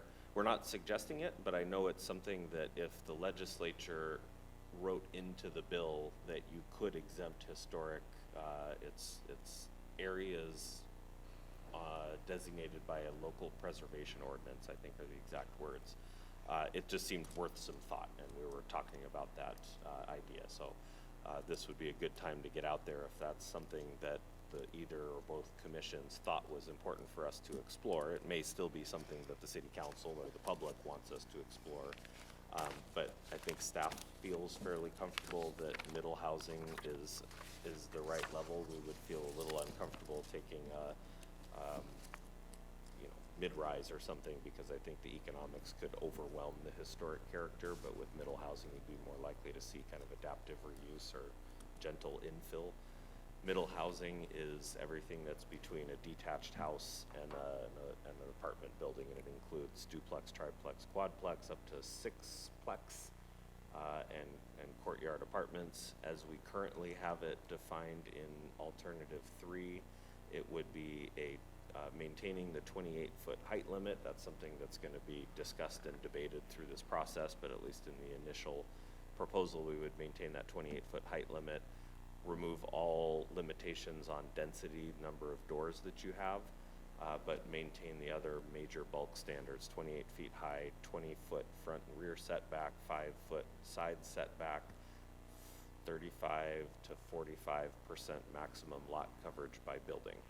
All of those eligible for change, but at least with the initial proposal that we would start with, it's basically keeping most of the core bulk regulations while removing what is currently some limitations on the number of dwelling units, either through the use matrix or from density standards, no more than 1 unit per 3,750 square feet of lot area, for example. Thank you. Commissioner Atkins? Yes, my next comments are gonna have us switch entire different gears, so if there's any further discussion on this part, I don't want to interrupt the conversation. Additional discussion on this point, commissioners? No? I think we're ready to move on, Commissioner Atkins. Okay, so the first thing, I kind of have a two-parter. So I was curious about just the points around economic development. You know, I grew up in a town of 1,200 named Ferndale, California, and Ferndale's very famous across the nation over for being a place of historic preservation, being this completely preserved Victorian town with these beautiful, beautiful old buildings. But one of the big points of, I think, Ferndale's success is that they've really preserved their history and preserved the commercial aspects of that history. You can still go to a saloon in this town that's been operating since the 1880s. You can still go to a pharmacy that's been around since the 1890s. I mean, these are aspects of historic development that I was really excited to hear you mention earlier, of just the economic development piece of it, in that people want to go to those things. People want to go and peruse items in a storefront that's been around for forever. But one of the big things that Ferndale has also done is just reconstruction and restoration of buildings from uses that have, like, you'll have a building that it was only in the 80s or 90s that they decided that they wanted to restore it to its original 1910 storefront sort of stuff. So I wanted to put that out there, that I like the two policies that I see mentioning economic development in this, but I was wondering if there were just additional ways that we could have tying that historic preservation to economic development. And then kind of the second half of my my comments are related to policy 4.2 on page 13. I always, with talking about Native Americans, especially in the context of to be inclusive of past and present community members, it is frustrating to see Native Americans be listed last under, but not limited to, underrepresented members of the community, women and Native Americans. I would go so far as to suggest that I think that being inclusive of past and present members of the community around Native Americans, that might need its own separate policy point, just since there's thousands of years of history that we're talking about for one group, that is Native Americans, while we're talking about at most 250 years worth of history for everyone else. And I just think that there is a substantial interest to be had in trying to untangle that history and trying to figure out how we can do just specific highlighting of that history. But I don't feel comfortable with it being included with everyone else's history when it is distinct and much, much longer. Thank you for that. I call for a field trip to Hibulb. Okay. Historic Commission? Yeah. And I'm looking forward to it for staff as well. In researching that, read through all the materials on the Hibulb pronunciation, Hibulb, Hibulb, Hebulb. Hebulb, the third version, Hebulb. Thank you, and learned quite a bit just in that trip through the electronic resources. Did not know as much about Everett's the land that is presently Everett, as role as the largest settlement, I think, of the tribes that were relocated to the Tulalip Reservation and now make up the Tulalip tribes. So it actually, despite being across the river from the Tulalip Reservation, Everett has a pretty important role in the history of the tribes, of course. We'll work on scheduling that. Additional comments, questions, discussion, commissioners? Commissioner Shelby. Yeah, I just had a couple of policy questions. Page 11, policy 17. I know Providence is like the reason for that entire policy to exist, but should the city be calling particular establishments out exclusively? And it could be anybody that wants to build a clinic or a hospital or something along those lines. If you call them out exclusively, and then Swedish divests itself from Providence and says, we're building a hospital there.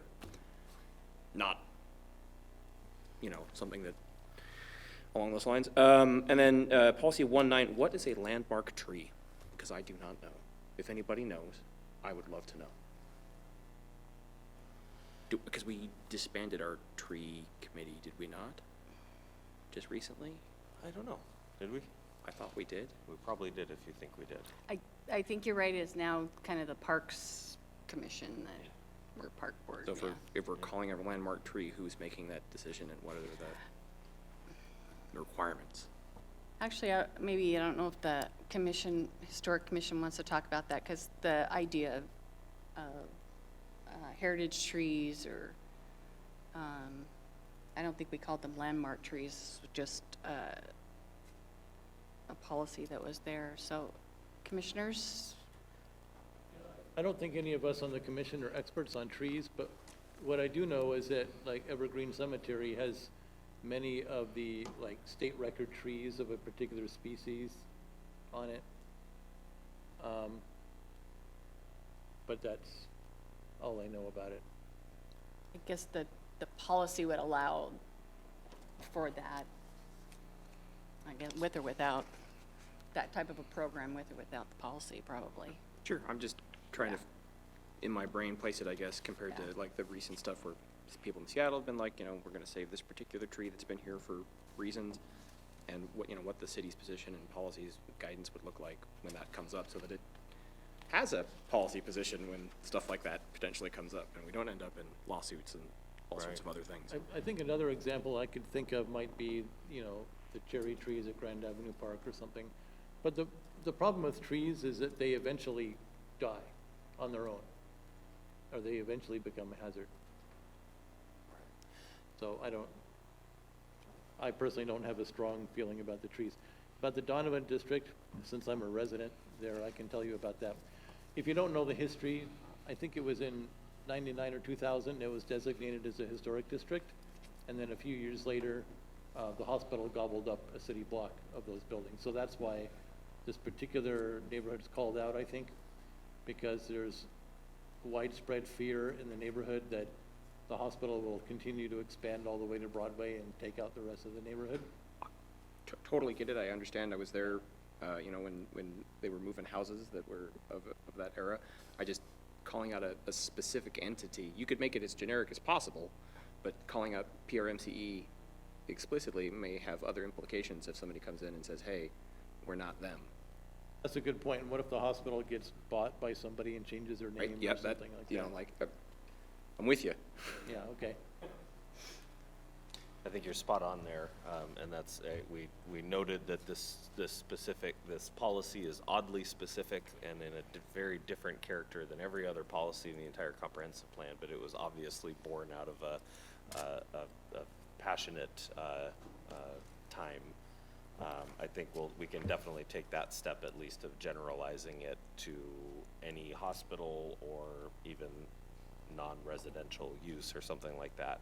How that would operate is that if there was a proposal for a rezone from what is currently R2, I think, to MU, then that rezone would need to be consistent with the comprehensive plan. You'd look to this policy, you'd say that is absolutely inconsistent, we cannot do that rezone. So it's actually a pretty strong policy and an example of the types of things that we could write in here, although I agree with your proposed edits there. I cannot help but take the opportunity to complain a little bit about policy 1.9. While it, I think, is a good idea and something we should explore, we'll try to keep us away from policies to develop policies. Yeah. It's a kind of an action masquerading as a policy, but not even an action that we're sure we want to do. We just want to write it down so we don't forget it. And I guess it did the trick, because now, 10 years later, here we are talking about it, what someone wanted us to talk about 10 years ago, even if we haven't necessarily gotten any closer. There are examples of, I think Seattle just passed a tree ordinance that lists certain trees, and basically you cannot cut them down if they are healthy. It does allow for the natural progression to take course. I believe our city council had explored or was interested in some tree ordinance, and staff had done a little bit of work around that. I'm not sure where that landed. I would just, I think we can work with either way. Definitely if there's a tree or a group of trees, you would know it when you see it, that that's an Everett landmark, and it could be a good idea to give that protection. It's not, maybe not land well with the underlying property owner as saying, now you have to keep this tree, although that was kind of the bargain that comes with a lot of government regulation. Yes, I would just say let's try to avoid, if possible, policies saying to write a policy later. Either just write it now, or there's other napkins we can write it on until we're ready to make that decision. This is an existing policy, so Yes. we didn't do anything to those, it. yeah. We just put it in here so that it could become a topic of discussion. Do we have any language on significant trees anywhere in our code? I don't Or think old so. growth, or? Landscaping code requirements for planting associated with new development, but nothing at all. Critical areas, if it's within a wetland buffer, steep slopes, those sorts of, call them functional trees. But other than that, no restrictions. I think it's interesting that for landmark trees, it's noted that they should be healthy, but it's not noted that landmark type buildings should be in a certain condition of repair in order to be preserved. I guess you can repair a building, but harder to repair a tree. Sometimes the historic nature of a building means it actually cannot be repaired once it gets beyond a certain point or deteriorates, certain systems deteriorate in certain ways. So I just find it interesting that it's noted that we're preserving healthy trees, but we're not noting that we want to preserve healthy landmark buildings, and maybe perhaps consider the implications of trying to preserve non-healthy landmark buildings. I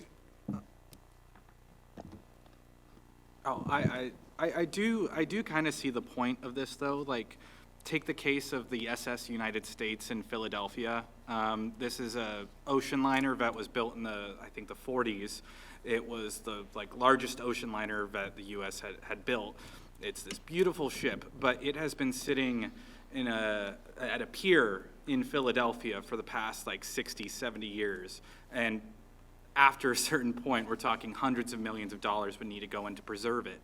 But if you destroy it, all that history is just gone. That it would no longer be.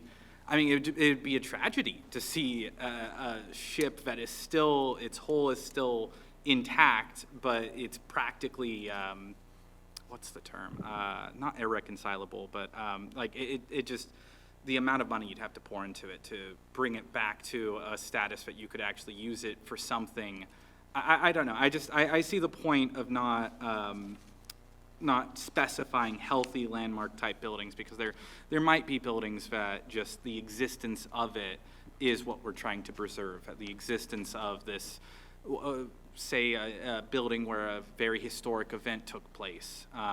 Even though it may not be a functional building after a certain point, it may not be usable, you still want to preserve it just for that history, just for the fact that something incredibly important took place there, and it would be a tragedy to see it demolished.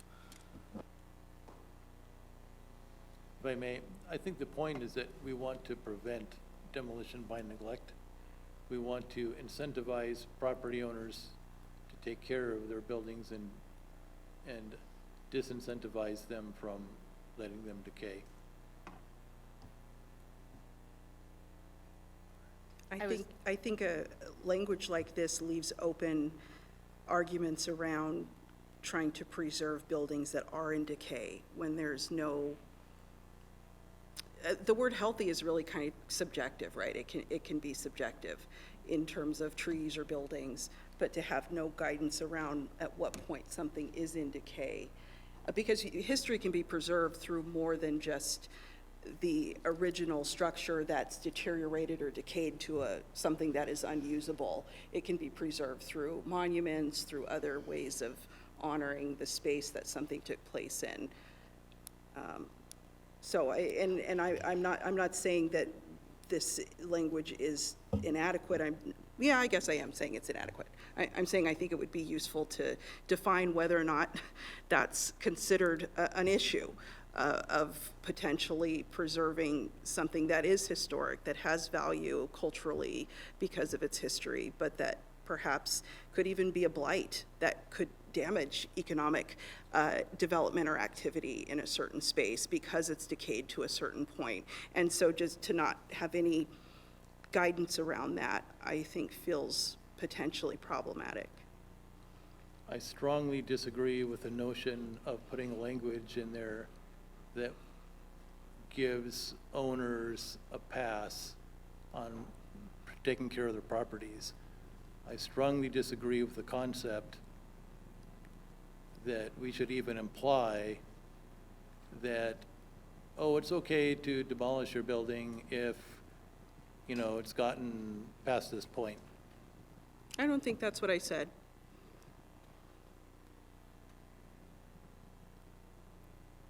Because I'm not disagreeing with you, but I don't think that's what I was saying.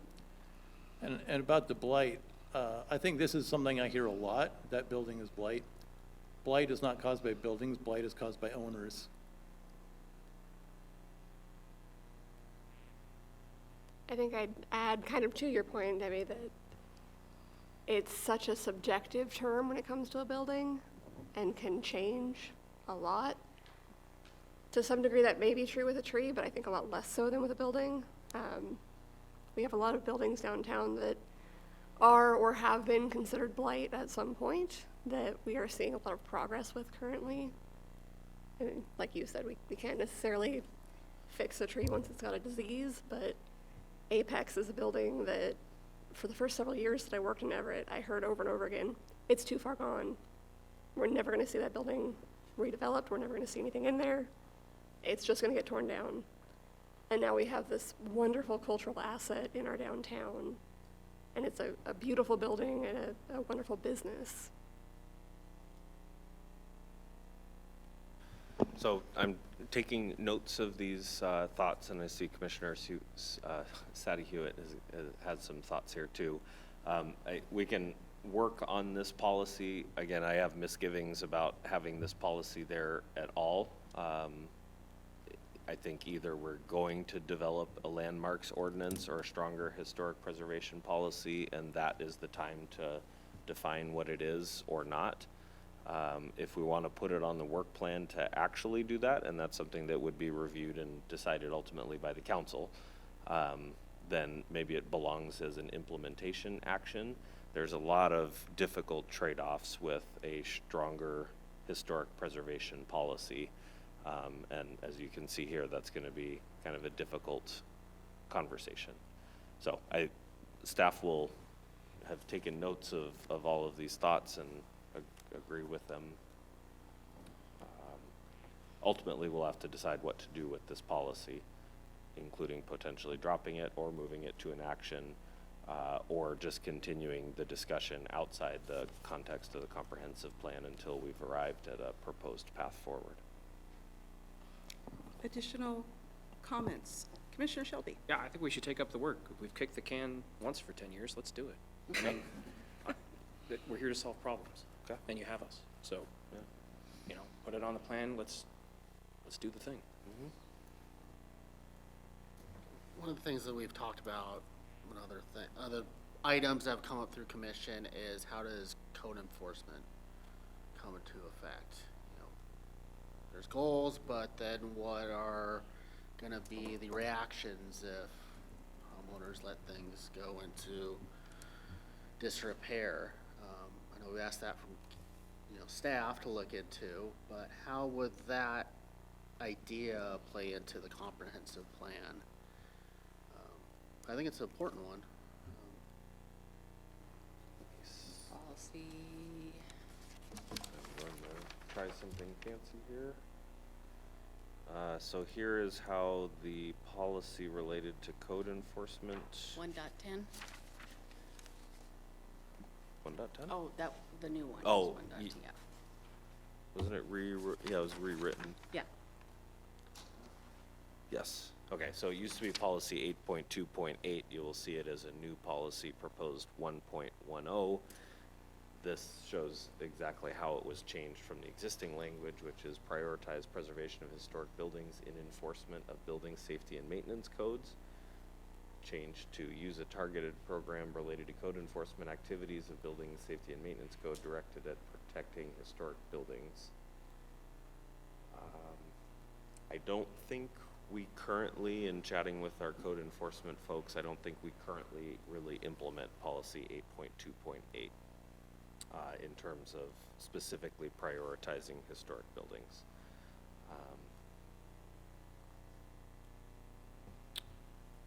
Is getting a strategic targeted program need to be defined in this stronger to reinforce the rest of the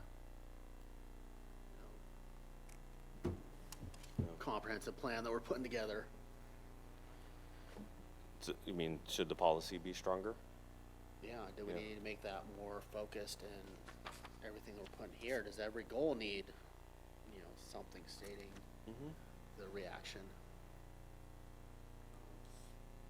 That would mean putting it on the implementation program.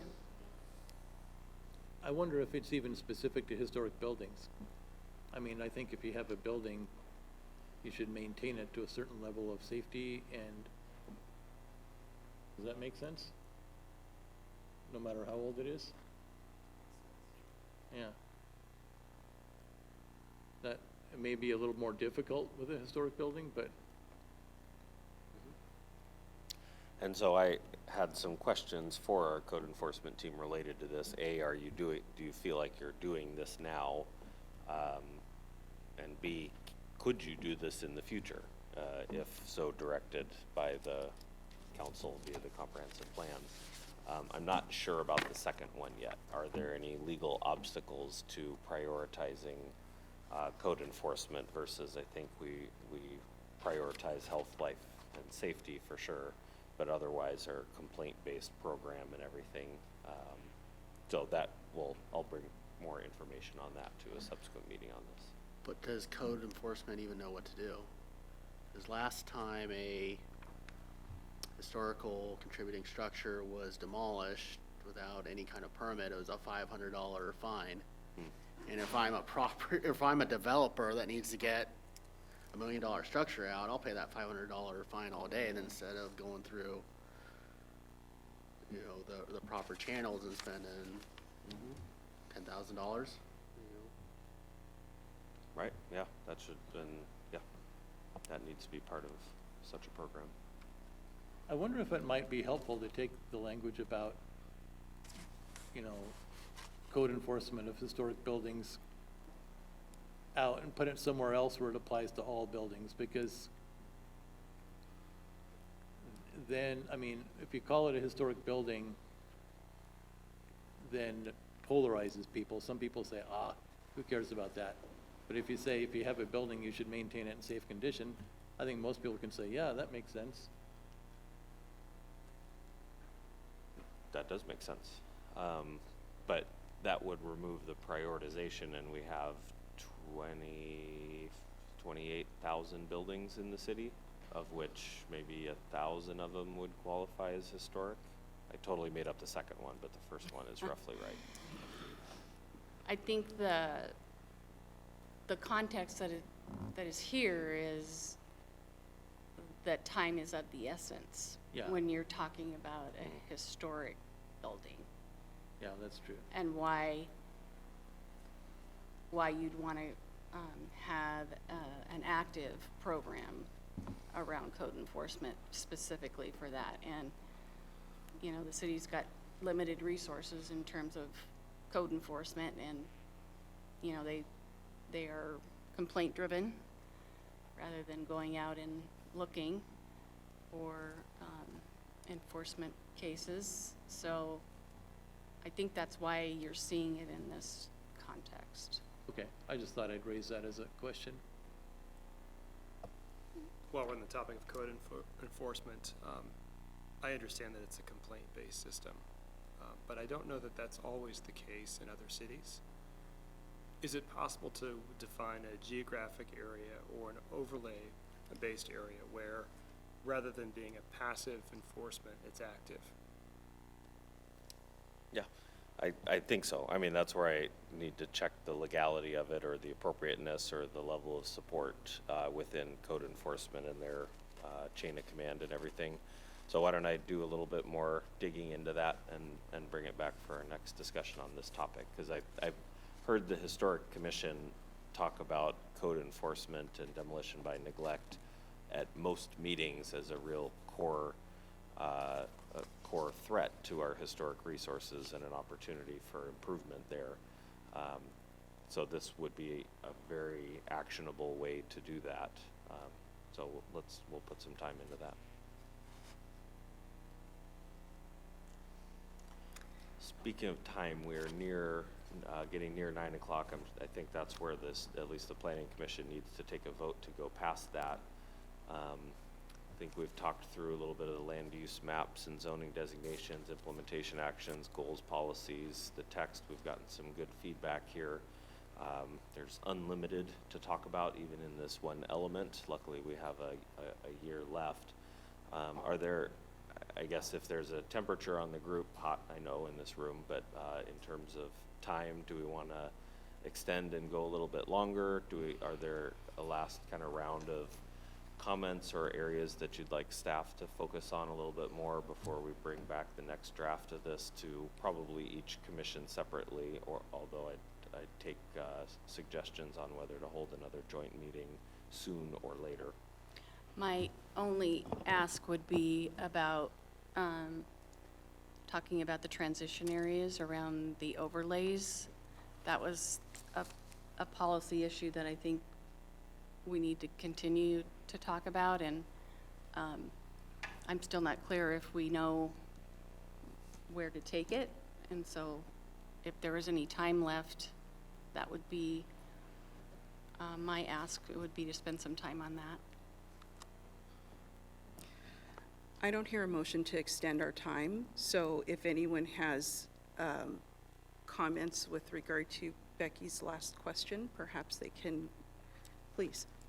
Hi, I'd like to talk about that. I'm in the Norton Grand overlay, and one thing that I do, transition zones have been something that we've talked about ever since Metro Everett started.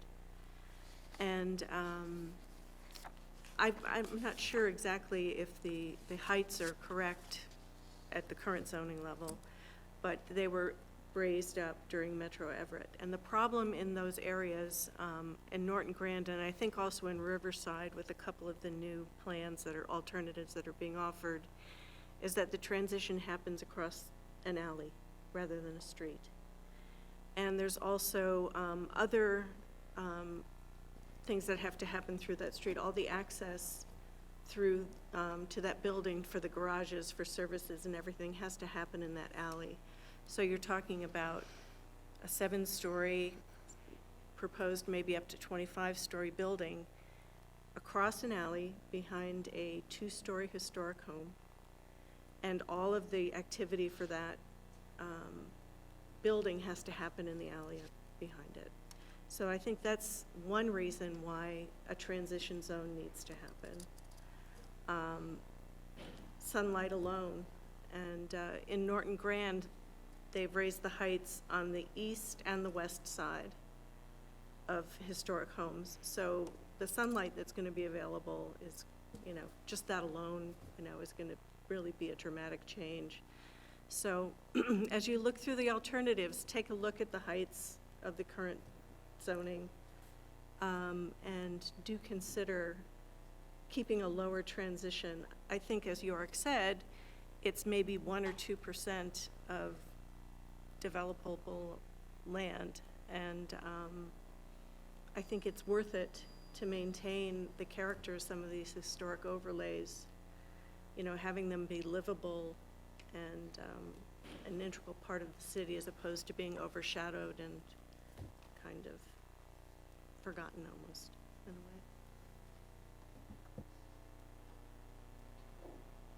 Commissioner Zielinski? Yeah, I would also support the idea of a transition zone from the single-family historic districts on the issue of building height in particular. I think it's necessary. And I do want to point out that in Norton Grand, and I believe in certain areas of Rucker Grand and Riverside, they are multifamily. So there's already that density that's allowed.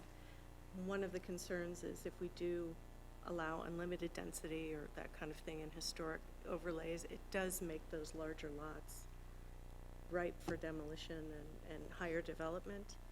And I think that with some of the new policies that we're talking about with ADUs and detached dwelling units, in my neighborhood right across the street from me, there's three families living in the house across the street. It's 3 apartments, and it fits beautifully in the neighborhood. So I think there's a way of accommodating density the way that we have it, providing a transition from those kind of single-family looking areas to the greater downtown core that I think won't affect our housing stock that much. So I think there's a proposed project at the corner of, this would be the southwest corner of Pacific and Rucker, which would land in that buffer zone. And in fact, it may be even partially inside of the overlay. Is that right? Yes, half of it in the overlay. So I'm definitely open to understanding more about how a buffer zone might work, but it seems as though it's almost block specific, given the nature of the adjacent streets. I mean, the other half of that alley is Rucker Avenue, which is a main thoroughfare into downtown. So getting the density and the height right for that kind of buffer zone, it would seem is very important. Because what you don't want to do is lock those properties in time as they are now. You want them to develop as well. Commissioner Ballard? I was going to probably not say it as well as he did.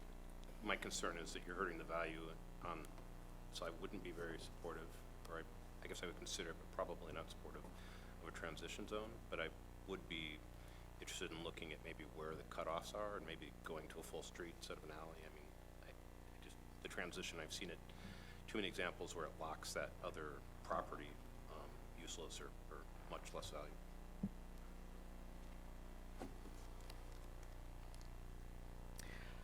It is 8:59. Commissioner Shelby, would you like to conclude, have our concluding comment this evening? Sure, I guess. I was just curious, in the transition zone, is it just simply building heights, or is it partial, design elements as well, so that you get like a smearing or a smoothing of the look out further, or is it just like, I don't want a 15-story building next to my house? So far, I think it's been primarily related to height. I don't know if there's been any other discussion about other standards. Height and perhaps some setbacks from the alley, depending on the height of the building. So bulk and scale, not so far design. but that would be up to your recommendation. Thank you, Historic Chatter? Commission members. Yes. I would have a final announcement when you're done with the, Sure. Thank you, Historic Commission members, for joining us. This was really informative to have you here and to give us your insights. And so, Becky, I'll have you conclude staff comments, and then immediately after, we will be adjourned. okay. Well, I wanted to do this tonight while both commissions were here that I interact with a lot, but my last day at the city will be April 30th as I am retiring to go spend time with my grandkids and my family. And it's a bittersweet time because this is a great project and I've loved working on it and I've loved working with all of you. But so I will be at one more of each of your meetings. So, thank you. You will be missed, and we are adjourned.